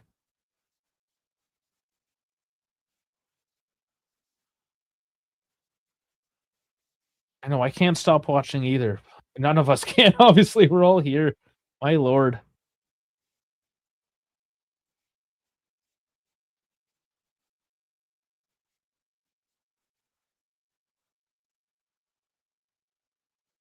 Italy failed. I'm going for Canada this World Cup, man. Forget Italy. The only reason why I want Italy to qualify is so Canada can beat them.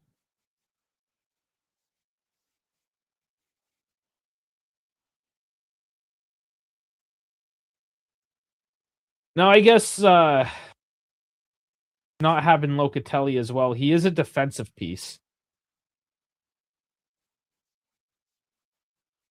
So we really could be missing him in more than one way today. He would have added a bit more stability. Pico, though. No space. Boop losing his man. Oh, funny one does get through. Ends up being easy, though. Deflection, I think, just took a bit off. Yeah, took a lot of the edge off that one.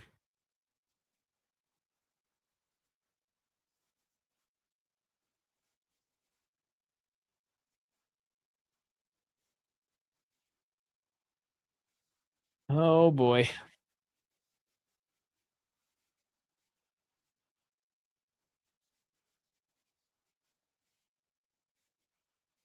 Something, man. I just need to see the characters come out. I don't care. Just show me what you have. You're all getting fired otherwise. There's literally media all over the internet this week that you're all gonna get fired if you don't figure it the fuck out. I mean, Chico at least did something there. What's anybody else gonna do about it? God, Sealy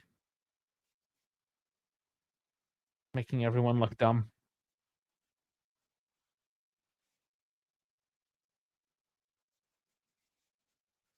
My lord. Just get the ball, guys. If somebody has to get a yellow at this point, just fucking make a statement. Their arm can't even get through it cleanly. Like they're all over the place, man.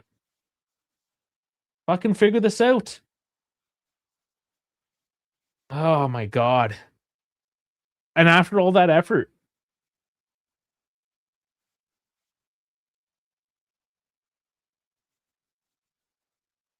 And we saw Gala do this to Juve as well 2 weeks ago. They just get swarmed. It's like uh, as soon as they put the pressure on, they don't know what to do with it. There's Yildiz egging his boys on at this point. That I like to see.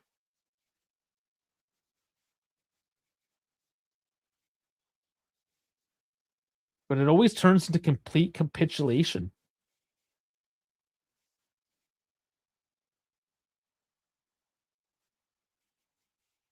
Well, how many important games can we fuck up in a row? The thing is that because it's snowballing.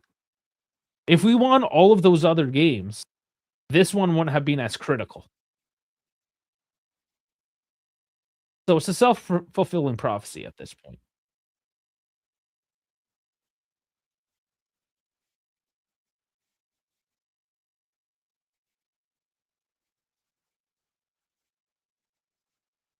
Oh god. What does he do with it? He got some space and runs out of it.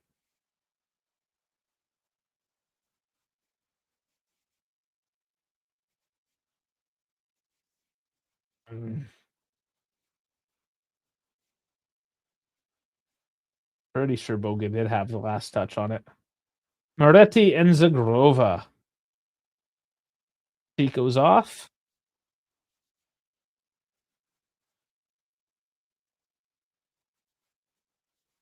And Thuram is the one coming off.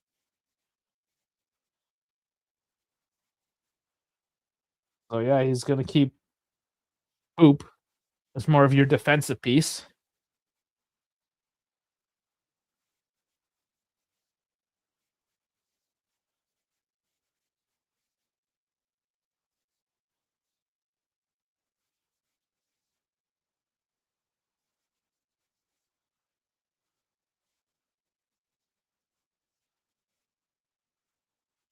Well, let's see if these new guys can settle anything into this game. Zagrova already fighting for it, winning a throw-in.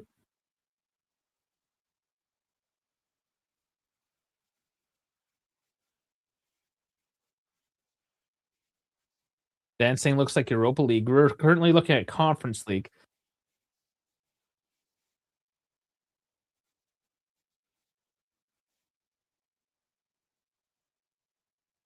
Moretti, I don't know. I don't know what Moretti's doing. He might leave this summer. Probably.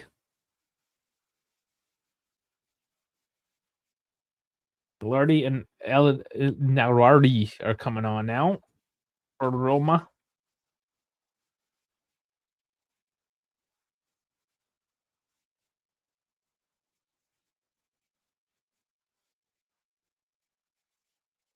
And Moretti isn't worth a whole lot either, though, right? 15, 20 mil.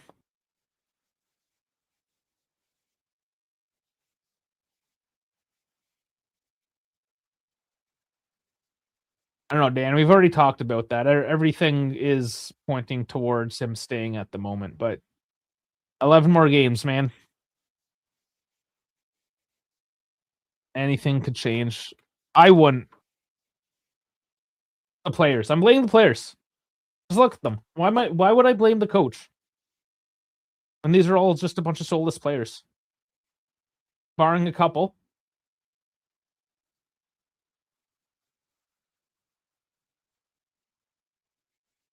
Fire the team. And that's what we're seeing on social media right now, is the team is getting fired. There's a pecking order, and they're going to try to clear house as much as possible.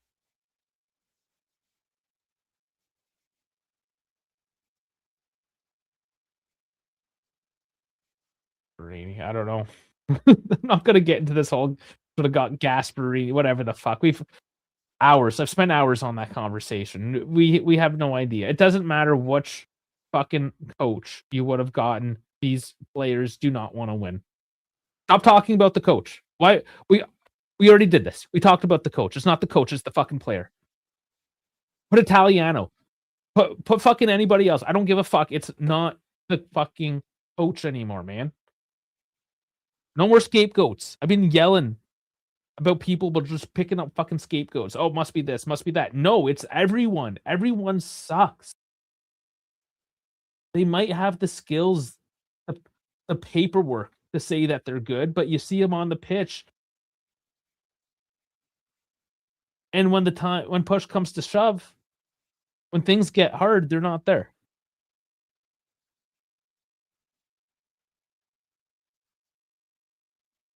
Yeah, am I all for clearing house? I mean, this channel in general has been talking about the reset for 6 years. Sell them all. Get rid of everybody and start new. If somebody wants to give us a couple $100 million for Yildiz, get rid of them.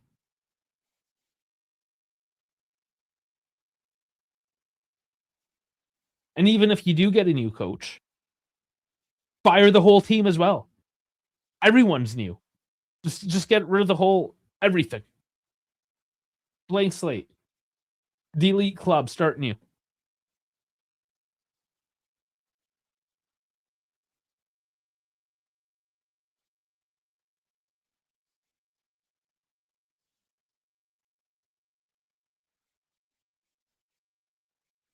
The problem is this patchwork. This is years and years of patchwork. And you have patches on top of patches. Of course it's going to fall apart. There's no foundation to this team. And late in the season, when the games get harder and the schedule gets congested, as the injuries pile up and the suspensions and this and that, this is exactly the fallout that you see from it all. And you have a couple of individual players that do show their worth still, but they can't do it on their own. You need a whole team.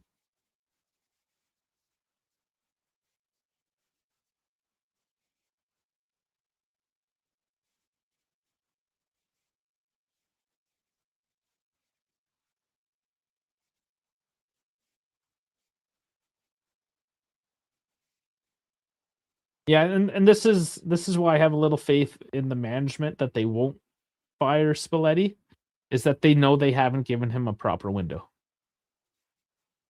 Oh, Yildiz can't Boga.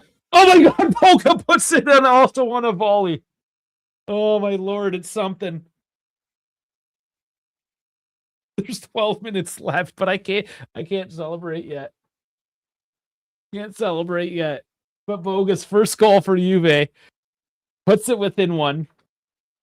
Uh, after a bit of a bobble here, so Zagrova puts it towards Yildiz, but Celik, his clearance actually just goes to Boga, who volleys it into the net. Once again, Celik is one of these players who hasn't looked great today for Roma that we're tied to. So it kind of goes back to that.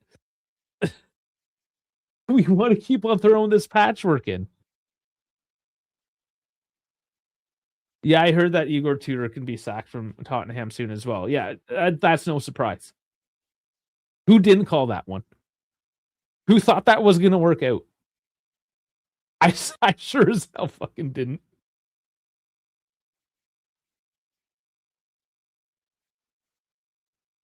No foul, clean, clean. So it says actually been doing a good job today. Nice. Okay, moving forward. Let's see it, boys. Zagrova cuts in again. Bit too much for him. And now what?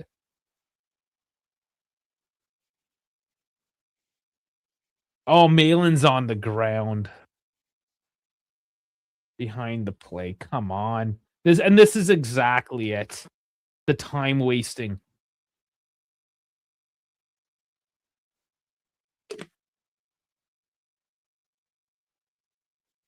It wasn't a head injury. He did not have to stop the play.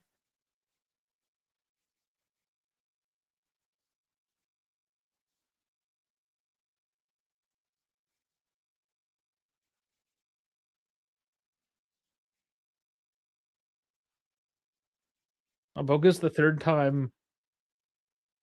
all-time goal scorer of Ivorians in Serie A. Interesting stat. Played for Atalanta and Sassuolo.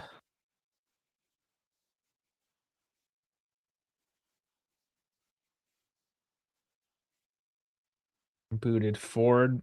Oh, Malin looks perfectly fine now. He looks just dandy. Really had to stop the play there. That was excellent way to waste my time.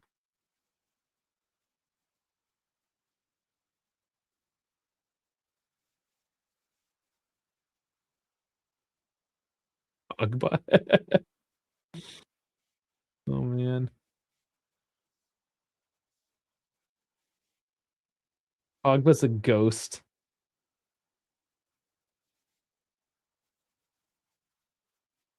Boga's a bit of a passenger defensively here.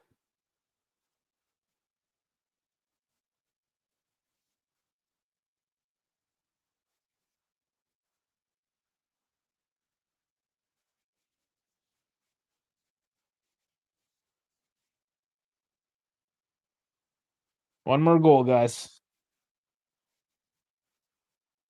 Save my weekend. One more goal. Make something of it.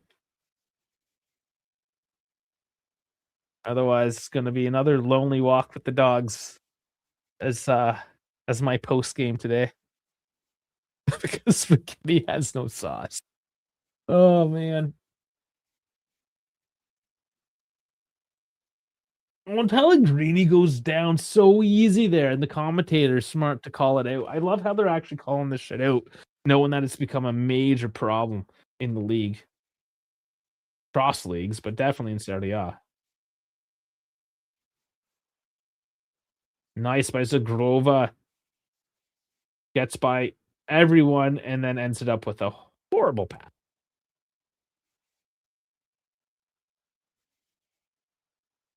Yeah, get off. Don't call it. Oh, he went down easy again. If he's gonna cry that much, clearly he's too injured to play the game. He's too much of a bitch. You have to remove him from the field. Minimal contact. No, this is like there's 7 minutes left of the game, and he's gonna go down every time he's touched. No, again. This is exactly why I'm so excited about these new rules because this is the bullshit that they're gonna punish. Assuming they implement them correctly.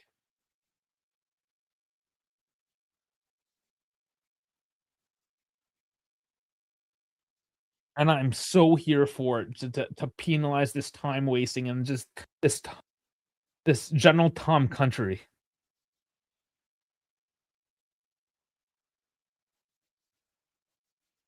The DeShilio game. Yeah, there's always those moments of the unsung hero coming up for Juve late in the game.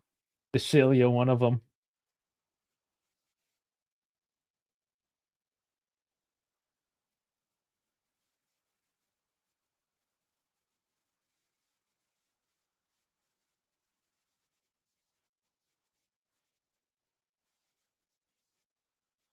Moretti, McKennie, he's taken down. Olga, come on, get in there, get in there. Can't get it. Alec now bombing down the sides. Come on, Kelly, get on that. Delivery. There's Bremer, though, at least. Alec is not quick, but Bremer giving a shove to Malin. Bit of chirping down there on the pitch. Like to see it. I did not get any of the draws for the World Cup matches. There's one like last minute draw apparently in April. But no, I have failed to get any tickets at the moment. Man, you're not missing much anyways. What do you mean? Maybe not in America because everyone's going to protest it and come to Canada instead. Yeah, it's all right. Well, at least we know Iran's not showing up. I guess they were blown away. Oh boy, no, that's like actual news though. Like they're. I know. Yeah. Oh, I know. Which is not a surprise, honestly, considering what did happen. So, jeez, at least get the name right. He called me Piedemonte Calcio. It's Piedemonte United. I feel insulted. He's just defaulting to the PES days. Still the best footy game. PES 19. Those were the days.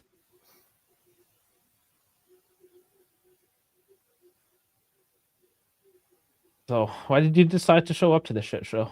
I had some free time and I felt like consulting you because, yeah. Because I didn't want to leave you alone. No. 5 minutes. What is it at this point? Another 5 minutes of this? Yeah. Man, they're dribbling through. Let's see some final product here. Boga. Oh, Ndika almost an own goal. You never know. You never know. 4 minutes. You know, it's funny that it's just like when we switched keepers, now everyone's just scoring bangers on us versus like the previous couple of weeks where everyone's getting some of the most cheekiest goals I've ever seen in my life. Turns out no matter who your keeper is, when you leave him high and dry, you're going to get scored on. Yeah, but like Perrin made some good saves today. Also, that last one, he was knocked right on. The one-on-one is still a one-on-one, but he could have made a... Zagrova puts it on. He does not know how to shoot from distance. Who knows how to shoot? Apparently Conceição from that shot I saw earlier. And Boga, both on volleys. Those, I'm convinced at this point, with all the sitters that we miss, that eventually you just get lucky. No, but like Dave, watch that replay of Zagrova's shot. Like I just feel like he doesn't know how to shoot. Like he shanks it. Kind of like how he shanked the shot against Galatasaray. Yeah. I hope that gets better with more consistency, but it's not great. He might get sold at this point. Oh, we just had that conversation, how everyone's sold. That was our 3-1 conversation when it was all doom and gloom. We got a little bit more positive. That's funny. My dad saw the lineup. He was watching part of the game. He was like, "Why the fuck is Kelly starting?" And I was like, "Damn, why did he catch your rage?" Because Kelly is our second best defender. I was like, "What the hell?" And he's like, he's the one that fucked up this whole week. And I'm like, okay. Wow. Scapegoating. I'm like, would you rather have Gatti? And he's like, no. Well, here's Gatti. Gatti's coming on too. Gatti for Bremer. I was a little bit confused. Did I see Kalulu and McKennie on the field at the same time? Almost like McKennie was playing right back at times. Yeah, well, McKennie was in the slot and roaming, and then Kalulu with the overlap. Yeah. Openda coming on for Was it a Ambiaso. 4-3-3? I think it was a 4-3-3. That's why. Well, I mean, in transition, yeah, it's It is technically a 4-2-3-1, 4-2-3-1, but yeah, McKennie was a banger. No, I was hoping McKennie banged it. But without Locatelli today, yeah, you don't really have that deep liar. Coop Miners has been doing it. To the box. McKennie, no, doesn't take it. Boga. And again, just the decision making is not there. Is it just me, or does Boga look like awkward on his feet there? He has looked awkward today. Even his goal was a little awkward. Oh, man. You know, I'm kind of concerned with them putting Gatti on the field because now Roma is just going to milk fouls off of. Gatti. Because, like, I honestly, I'm convinced that Gatti's retarded. And, like, the moment, like, watch, guarantee you, first play Gatti gets on here and does, he's going to foul somebody. Well, I think. Yeah, I mean, yeah, see. Oh watch, God. and I guarantee you, when we watch the replay, it's an overextension of his elbow into the dude's back, and the guy's going to draw that. That's exactly what it was. See.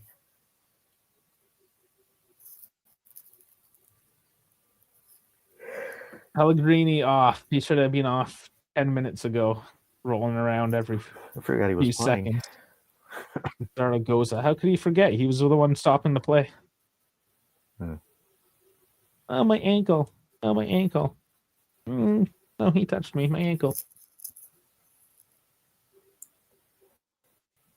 I feel like Gatti chokes his wife because he's just so damn aggressive. She likes it. Probably. Don't get out of there. Get out of there. You know, my dog likes to go underneath my desk, but last time he sat down there and hit the power bar. Luckily, Dave was here with me, but yeah, shut off my whole system. So he ain't allowed under my desk no more.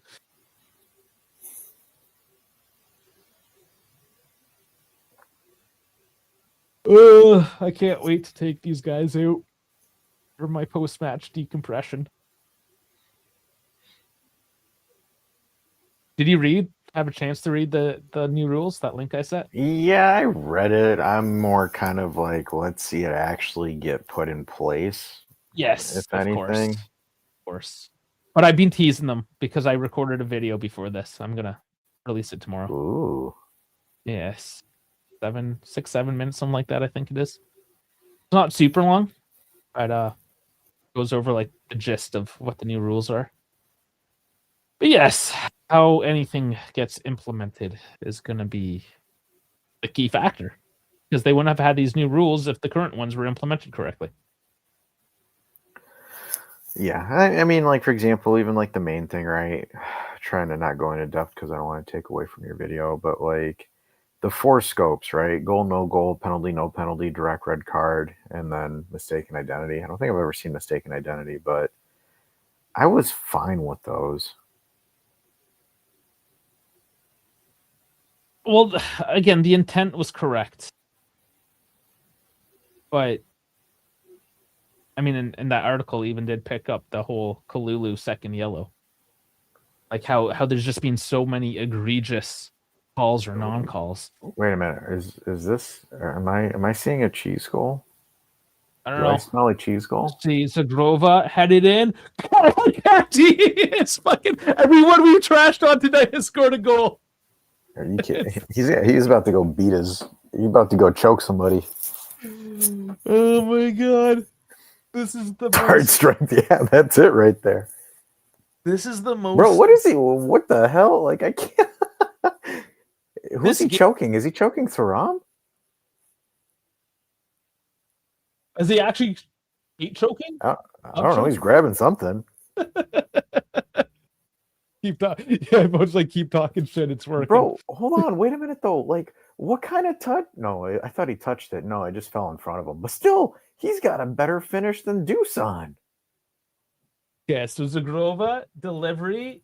It goes off Indica, actually. I don't think it went off. It goes off his dick. It goes off his McKennie dick. did get it. McKennie did get it. And it drops for Gatti. Yeah, he just has to put his fucking foot through it at that point. He's got a better finish than literally everyone else. And this is why Spalletti put Gatti on as an attacker. Which is wild that this actually just worked out. Wait, did that actually happen? That happened. I mean, the commentators even said it. It's like, I think Gatti's going to be playing more as an attacker. He might have figured it out. Gatti's a throat-strangling striker. Sometimes you just need a hate fuck. Damn. Watch the ref cheese and just end play right now, because fuck it.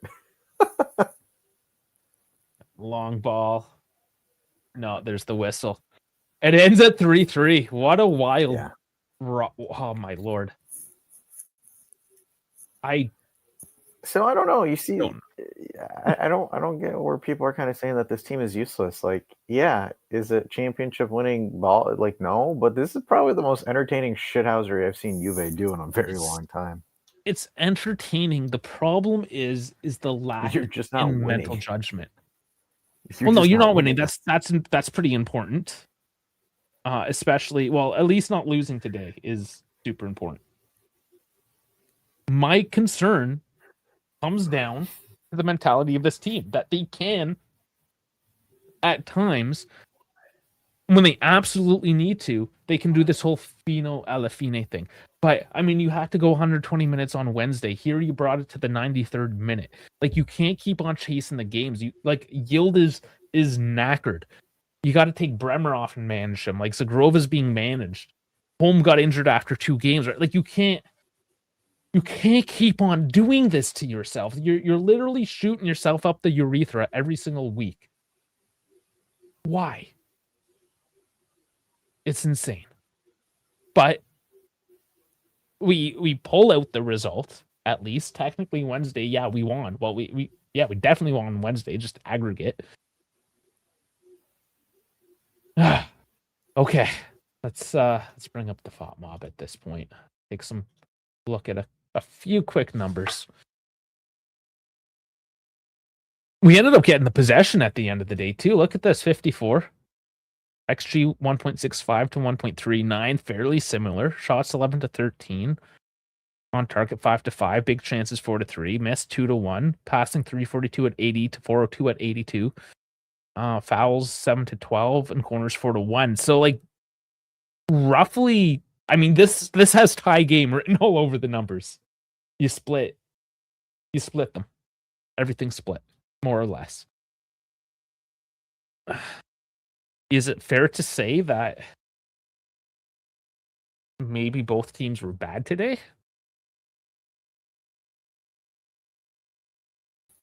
I removed you this whole time. I'm sorry. Did you realize you were removed? I didn't say. And I changed the screens.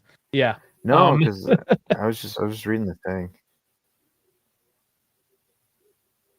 A 3-3 game is exciting. From a neutral standpoint, absolutely it's exciting. Yeah. But it wasn't... Wow. Go ahead. No, it's just like from a technical standpoint, it kind of shows a lot of weaknesses between both teams.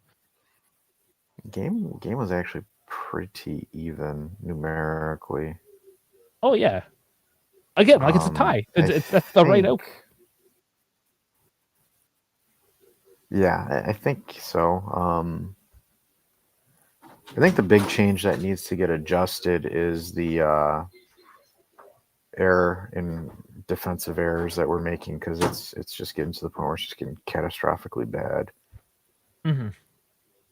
I don't know, because I'm trying to read that and also read, like, for example, what social media is saying, and everyone's kind of like, well, Bremer is a defensive liability, and Yildiz has been cricket since he signed his extension.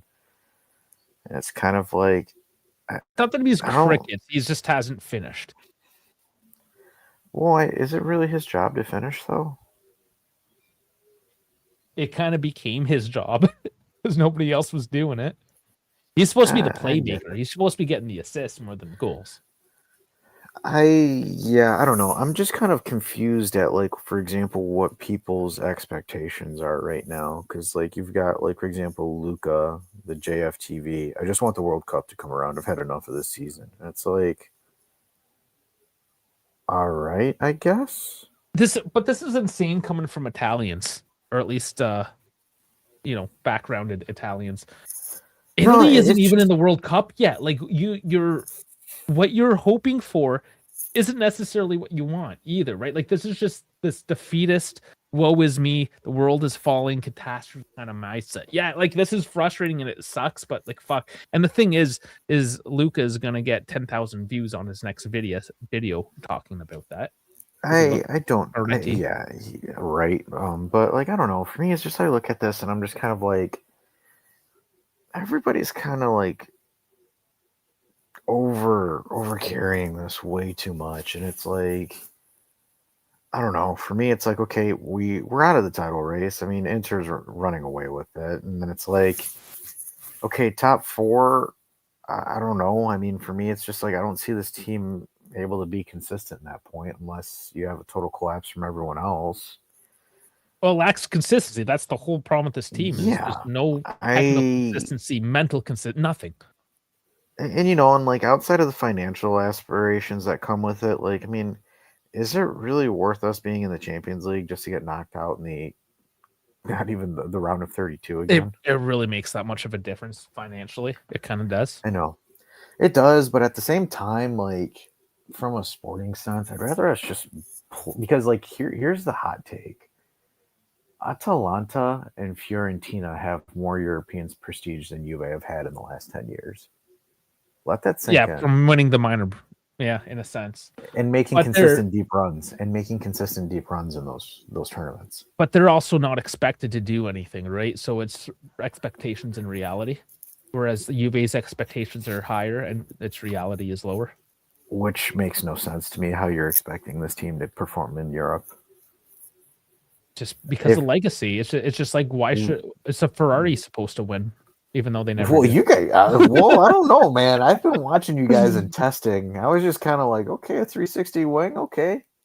Lewis Hamilton for number 8. Yeah. Oh, see, look at you all giggly and all giddy because I know you got all twinkled up inside when you saw that too. I have. Stop it. In a week's time, we will know the You just truth. don't want to admit it, but there's parts of you thinking, is this it? No, because Mercedes has an edge still. We don't know. Mercedes apparently has another half second in the tank from the latest reports.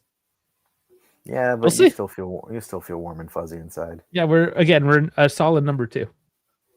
I mean, I think the drivers you have are better than Mercedes, but well, the Backstreet Boy and the now 20-year-old Antonelli. I don't know. I like Antonelli though. You mean Kamikaze Antonelli? 19 though, man. Like you're gonna dive bomb. I'm here for Kamikaze. it. Yeah, give him a couple years. Once he's 40, man. In 20 years, he'll come and race for Ferrari as well. It'd be nice if I could see German Dave on here, just so I could see if German Dave believes that Lewis Hamilton will get 8. No, but, no. Yeah, Oh man, but it's something to look forward to. I know you're warm and fuzzy. You just want to say it's your year. You don't want to be like an Arsenal fan. I never said it was my year. I'm just kind of excited to watch some racing. I can tell in your eyes. It's something that you know how it is. It's the honeymoon phase. Like I'm right now, just kind of so pissed off with the football side of things that I'm ready just for a different sport. Because like hockey has let me down. You want to? Speaking of honeymoon phase, you want to know who's not having a honeymoon phase? Who? Tudor. He's about to get sacked. Oh, Tudor. Yeah, we brought that up too. Hi, Skippy. Yes. Okay, so next week, Saturday, 2:45, we are home to Pisa. Let's hope that works out. We got an easier stretch. They could string And then together some wins, some Udinese, momentum. Sassuolo, Genoa, Atlanta, Bologna, and then you finish off to Milan. Yeah, so you have no Copa, you have no Champions League. You are at one game a week with an international break thrown in, where we find out that Italy gets not into the World Cup for a third straight competition. I don't want to say, Jeff, I don't want to say he's dog shit, but I've been exceptionally disappointed in him. His finishing, again, everyone's finishing is bad. He doesn't offer, and we talked about this, right? Chico and Zagrova, they're almost the same player, but Chico goes deep and Zagrova cuts. Same but different. There's no like one clear winner over the other. It kind of dictates on who you're playing, the style of game, like what's going to work better. Going deep and cross down the goal line, or cut back and curl them in. Today, I don't know. We had a couple good balls coming in from errant kind of curls off a header, whatever. That was more what we needed today. So Zagrova technically kind of offered that. Mind you, Chico's the one that got the goal today. So Yeah, Boga should start fine. over both. Boga looked like he was tripping over his own balls. Yeah, but I think he's more dangerous than the other two, though. Yeah, I don't know if he's the starter. Maybe eventually. I don't know. I don't. That's not a clear decision either, though. The issue with that is he plays on the left better. He's on the left than he is on the right. Mm-hmm. But I would say, yeah, because Boga is way more direct. He doesn't kind of like, because the issue with Zagrova is he drifts out wide and then waits for like the defender to settle, then like slowly cuts in. In all honesty, I would say Conceição is probably the lowest on my depth list in terms of Juve's wingers. So that's kind of where my head's at, because I don't know. This is why I'm a little bit annoyed that we purchased him for 45 to 50 million, because I was hoping he would turn the corner, but like he didn't. So we're kind of like stuck in this sense where you're kind of stuck with him. I still think right now Boga's like way more direct in terms of doing anything on the width. I just think our right wing is just not effective whatsoever. It just sucks because I don't think you can get the most out of Boga if you play him on the right side. Yeah, I mean that is part of it as well. Yeah, but you don't want to. So Tentos, you can't take away Yıldız's cut in, because like right now that's a big aspect of Yıldız's game, is his ability to get his hip square and switch posts. I don't think you jeopardize that just to start Boga. They did talk about getting. They talked about getting Yıldız centrally today as an option. So it has been talked about. I mean, yeah, but yeah, it's not. You're doing nothing's perfect. You're doing the same thing. We get into these conversations. You're doing the same thing if you play Yıldız. Just go. Sorry, it's just we get into the same situation where whenever you move something, you have to compensate somewhere else, and we don't have the complete depth part to be able to just play with it freely, and sometimes we're forced into it due to injuries or suspensions, and then we figure the shit out. Yeah, from a scheme perspective, I don't know, like playing David and then Yıldız behind David, I just don't see that working effectively. No, and then even if you have like Vlahovic, if it was McKennie then Yıldız, okay, I could see it working. Well, and that was one of the options, right? Which you can do, but you're also now like, who do you sub in on the left wing once Boga now gets tired? You put in Kostic. You know? No, I think you would just switch Conceição, or not Conceição. You would switch Yıldız over. Yeah, and then you have to break the formations. There's always some sort of negative to doing this in our current lineup. Yeah, but I mean, Spalletti ideally wants to do a 4-3-3. Mm-hmm. Which he mostly does, honestly. I don't know. You put 4-2-3-1 on paper, and it turns into a 4-3-3. It is what it is. You know, if anything, I would just beg Galatasaray to give you Osimhen because that solves most of your problems. They can't. Do you not see the clause there with Napoli still? I know. I know. Fucking fucked. And Jeff, it's easy to say gives Zagrova more minutes. We don't know if he can do more minutes. No, he's just not good. 11 more games. We're gonna have to figure something out one way or the other. Because it's like great. He was able to loft that ball. Like he lofted that ball in for Gatti, but at the same time, it's like there hasn't been really direct play off of Zagrova. Like, I'm sorry, but that miss against Galatasaray, like that to me, I'm just like, dude, you can't do that. No, that was very blatant. The good thing now, though, you have the one game a week. You have the international break, which most of our players won't be going to.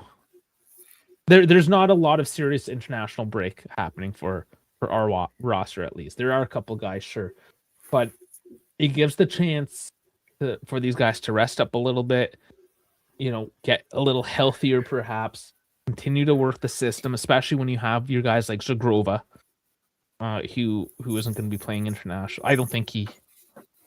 I hope he doesn't. He's playing for Kosovo because they're in the World Cup qualifiers. Or is he getting called up though with his effiness? Yeah. Oh yeah, he's getting called up. I guess they glaze him. Okay, so maybe in that case, not so good. Yeah, he'll play good for them, but play shit for us. Mm-hmm. How about Yildiz? Turkey doesn't have anything to fight for, do they? I gotta look into this. I think they're just playing friendlies. Yeah, just the friendlies, right? So nothing serious. So at least for a few of the guys. I mean, offhand, I don't know specifically. Obviously, Locatelli, Cambiaso, they're gonna have something to fight for coming up. But like Kalulu, I mean, France is gonna be playing friendlies, right? Doesn't matter. Same with Thuram, those guys. So it gives us a chance, is what I'm trying to say. A bit of a chance to reset, to see where we can go with things into the last 11 games. One game a week. I mean, that's just what we have to focus on now at this point, is tie the season together. We're in 6th place. Couple points from 4th. One game at a time, put the points up. Put it in your own hands. And if that means putting Boga in, we put Boga in. It doesn't matter. Whoever's ready. Whoever's ready, the most fit, the most mentally ready, play on any given week. Because it's easy going forward at this point. Every single game is winnable. The hardest one, Milan, last. And if it comes down to April 26th, and we absolutely need a win against Milan at the San Siro, then, well, we didn't do our fucking job then. This is literally the season that's coming down to any given Sunday. We're still in it. But barely. We'll see. Maybe we'll do the Balkan tour. We always joke about it. Maybe now's the chance. Maybe I'll get to go to Kosovo. We shall see. Okay. Well, I mean, I guess that's that. I've kind of been with the stretch of form slacking a little bit on the post games. I'm not going to lie. I don't blame you. Yeah, no point droning on. It's literally the same thing. This is an interesting take. Somebody put here, Juventus under Spalletti are way worse than they are with Tudor and Mota. What's the account? Milan Zach 6. Oh, it's a Milan account. Okay. I don't see that at all. I think they're way better than they were under Mota and Tudor. It's a random Milan account. Don't waste your time. One thing I've learned. I get it. I've been trying to get more active with X in the socials, which is to my demise, because you try to interact with some of these brain dead fucks. And like you think our players are brain dead and we yell at them, like the people on X, especially just these vibe accounts that are just looking for random clicks and they're not like an actual account. They're just some dude that throws a team name in front of their name. These guys are fucking tarded. Some of the most brain dead motherfuckers in the world. Like, no joke, just don't even bother giving them the time of day, interacting, anything. Like, you can't. It's the perfect example of you cannot fix stupid. Just you can't. Other than maybe euthanasia, but we've kind of agreed that that's not a proper way.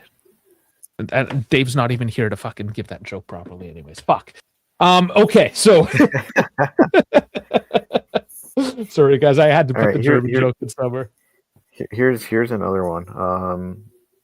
After this week, Di Gregorio does not see the starting position ever again. You see, he will. You think he'll beat Perrin for the number one? No, I think this is a bit of a wake-up call. Perrin didn't have a stellar showing today. So Max Statman said that you cannot watch Mattia Perrin and tell me that Di Gregorio will be the first keeper ever again. Yeah, he also... Because here's the thing, right? So this is kind of interesting, right? Because Di Gregorio had this thing where he conceded on his first shot for like 6 or 7 games. Yeah. But I don't think Perrin is an obvious upgrade either. Like, we still let 3 in. A lot of it, I think, is the overall team mentality and the fact that you're given one-on-one chances against your goalkeepers. It's not purely the goalkeeper's fault in either case. Yeah, but I do think Perrin's a better shot stopper, though. He is, but we saw his limitations playing out from the back. We got fucking pegged into our own zone for stretches because he couldn't fucking distribute. And he tried early on and gave the ball away and had to save his own giveaway. Like, he's not your perfect solution. And luckily, Roma has a lot of their own gaps, and first half especially, their midfield was non-existent. We got away with it. But as Roma figured things out late into that first half, going to the second, they pinned us down. And we didn't have an outlet because we relied on that outlet from our goalkeeper, which was now non-existent. And now Locatelli was non-existent. I mean, you took our 2 play from the back guys out of the game. And we got pegged down. So, yeah, Di Gregorio is going to fucking see some more game time. Because of that. That's why they bought him in the first place. It's part of the system. Yeah, it's kind of interesting. Out of all the players that this other take here, out of all the players that didn't totally signed, the only one that successfully hit was Kalulu. Mm-hmm. And Kalulu was the one that wasn't expected to hit, funny enough.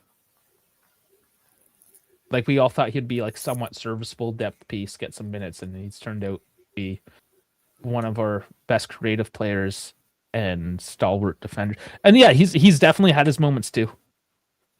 He's had some dumb fucking moments. I think what makes this even more interesting is the whole tidbit here.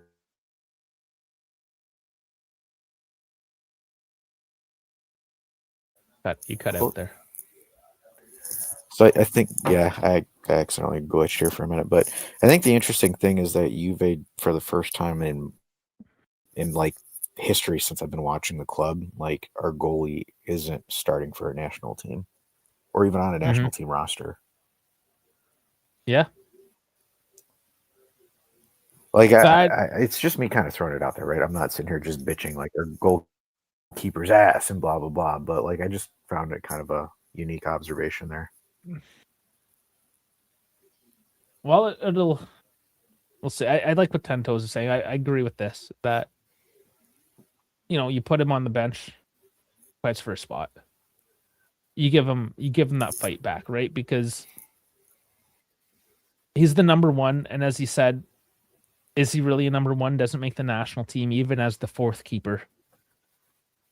That's true for our whole team. Our overall quality has gone down, which, I mean, I'm just circling. Again, you can't put everything on the goalkeeper because the rest of the team isn't helping them out either. Like, it's systemic.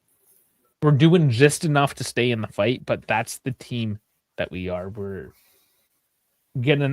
top 6, fuck. Where we are. Oh, yeah, Defara. Funny thing. Yeah. Yeah, so we have Tafarda that just got promoted into Serie B, and he just got man of the match as well because he saved 2 shots, and it was a clean sheet. He saved 2 shots. But yeah, the Glaze train I think is starting up on that one. We'll see how that goes. But this is good that he's got Serie B experience. He has been on the bench for us when we had some injuries, so he's been exposed at least to the first team. With Di Gregorio potentially leaving and Perrine potentially leaving, Pinsolio just re-signed. Somehow he got another contract for a bag of chips, but he really likes those bags of chips. But you get the Defare in there. I think I don't know because it's kind of you've got like a unique situation, right, with Perrine and Di Gregorio not being like consistent ones. Because it's like in theory you should have done like what we did with Buffon and Chesney, right? Where like you had Buffon and then you had Chesney kind of sit behind and kind of grab the reins. But I was thinking like you would take a younger goalkeeper and have them sit for a season or two as the two get the cup games and things like that, and then kind of take over.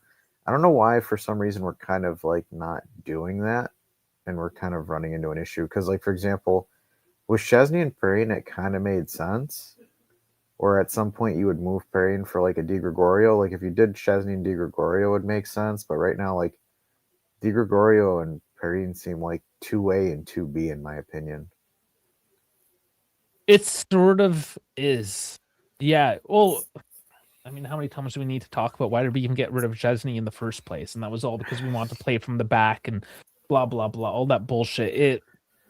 Previous management did stupid things, and now we're paying for them. Yeah, catastrophically dumb, to be honest with you. Yeah. I mean, I didn't hate Di Gregorio. It was like, I think 18 million total package. It wasn't horrible. It's club friendly in that sense, but it was just not needed at the current moment. At that current moment is when you would have gotten in somebody who's 21, perhaps a youth prospect to work underneath Tech. Yeah. I was still fine with Tech making that much money though, because Tech stopped penalties. He stopped Tech was always solid when we had him. Yeah, he's taking sure, but now it was a short-term prospect, right? You always knew paying $18 million for a decent goalkeeper was just always going to get that in a few years. Like we're at that point now. Now you got to make that transaction again. It's very short-sighted. Your goalkeeper is supposed to be one of those long-term projects. It's not like a striker who might only stay a couple of seasons, right? Your keeper, at least historically as well with Juve, is somebody that sits. I mean, look, Pinsolio. He hasn't fucking left since he was in his mother's womb. You can't get rid of the guy, right? You just need that with the number one. All right, so Juve Ball tweeted here, Fino Elefine 06. Comoli should 100% be losing his job. No defender, no striker ruined our season in January. Along with this disastrous summer window, at least Giuntoli had some good signings, as dumb as he was. At least Giuntoli had money. It's just, again, just brain dead fuck. They don't understand how things work. Here's where I kind of want to shit on this argument. Do we remember the 23-24 season where we got Charlie, Alcaraz, and Thiago Giallo? When we were in a Scudetto race? You're talking about 3 years ago. They don't have that attention span. They can't think past their fucking dick. Do we not remember that? Where no, I'm telling you, they do not. Where Giuntoli was so dead set on removing Max that he jeopardized the Scudetto race. Try it. Just to implode the team after. Reply to that comment, put stats and facts and shit, and then they'll just make fun of you because you have a university degree and you use fancy words and you're an idiot. He's French. I don't want to deal with the French. So stop. Just stop it with the Twitter. Stop it. It's all dumb shit. Let me make fun of them, Dave. Come on. They're literally not worth it. These are brain dead fucks. Like this is the exact reason why the term "go touch grass" exists, is for people like this. I kid you not. They're the reason. Dude, Ali's take's probably my favorite though. Just play Gatti as a number 9 next week. I mean, Ali isn't even the worst fucking offender of the shit. No, he's not. It's just I actually like this one. This was funny. Just play Gatti as a 9. Shit, I'd be down with it. 6'2" or something like that. Elbows everybody. Fuck it. Ali, when he says some smart shit, but he does. Excuse me. He does not know how to hide his biases at all and think objectively when it comes to players like McKennie, for instance. He just doesn't like darker skinned people. Allegedly. Alleged to believe such things as well. I'm just saying. There's enough receipts on the hate towards darker skinned players on our team. So, I mean, it's alleged. It's alleged. It's alleged. Personal feelings, take it at face value. Yeah.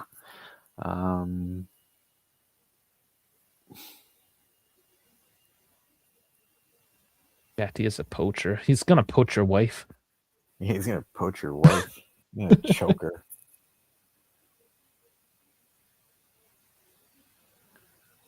Okay. Well, I think unless you got more nonsense. Nope. I think I'm good. Besides the people glazing Fabio Grosso for beating Atalanta, which that was actually impressive. I'm not gonna lie. I did not catch that. Was it a good game? Oh yeah, they were down. Sassuolo was down to 10. Sassuolo was down to 10. Oh, were they down? Yeah, I saw the result, but yeah. Missed that. I just saw the scoreline. The tackle was stupid as fuck, but Sassuolo got the red card in like the 16th minute. Somehow beat Atalanta went up 2-0. Nice. That to me is hilarious. Seoul is one of those teams. Every so often they just pull one out. But it's Fabio Grosso. He knows the Gringa juice or the Grinta juice, and everyone's gonna ask for him to coach Juve next season. Oh fuck, is that what it is? No, he's a former Juventino. He's a former defender and a former Juventino. They'll get Groff to put some, make him 50 years younger and put a Juve shirt on him. Yeah, former Juventino. We need him. Yeah. All right, my old dog here is begging to go outside, and when an old dog needs to go outside, fireworks are about to happen. Yeah, I gotta let him. On that note, make sure you like and subscribe, and we'll catch you at whenever Dave releases his new rules video. It'll be tomorrow, like midday. I took a long weekend, so I have the morning to get it out to you, fine ladies and gentlemen out there. So yeah, stay tuned to that. New rule changes video coming out tomorrow. Follow us on all platforms. Like, subscribe, follow, share. Press the buttons. Like I say, I don't know how you're watching us, but whatever platform you're on, press the buttons. Love you all. Thank you very much. And Forza Juve. See ya tomorrow, I guess, in a sense. You'll see me tomorrow. That's how that works.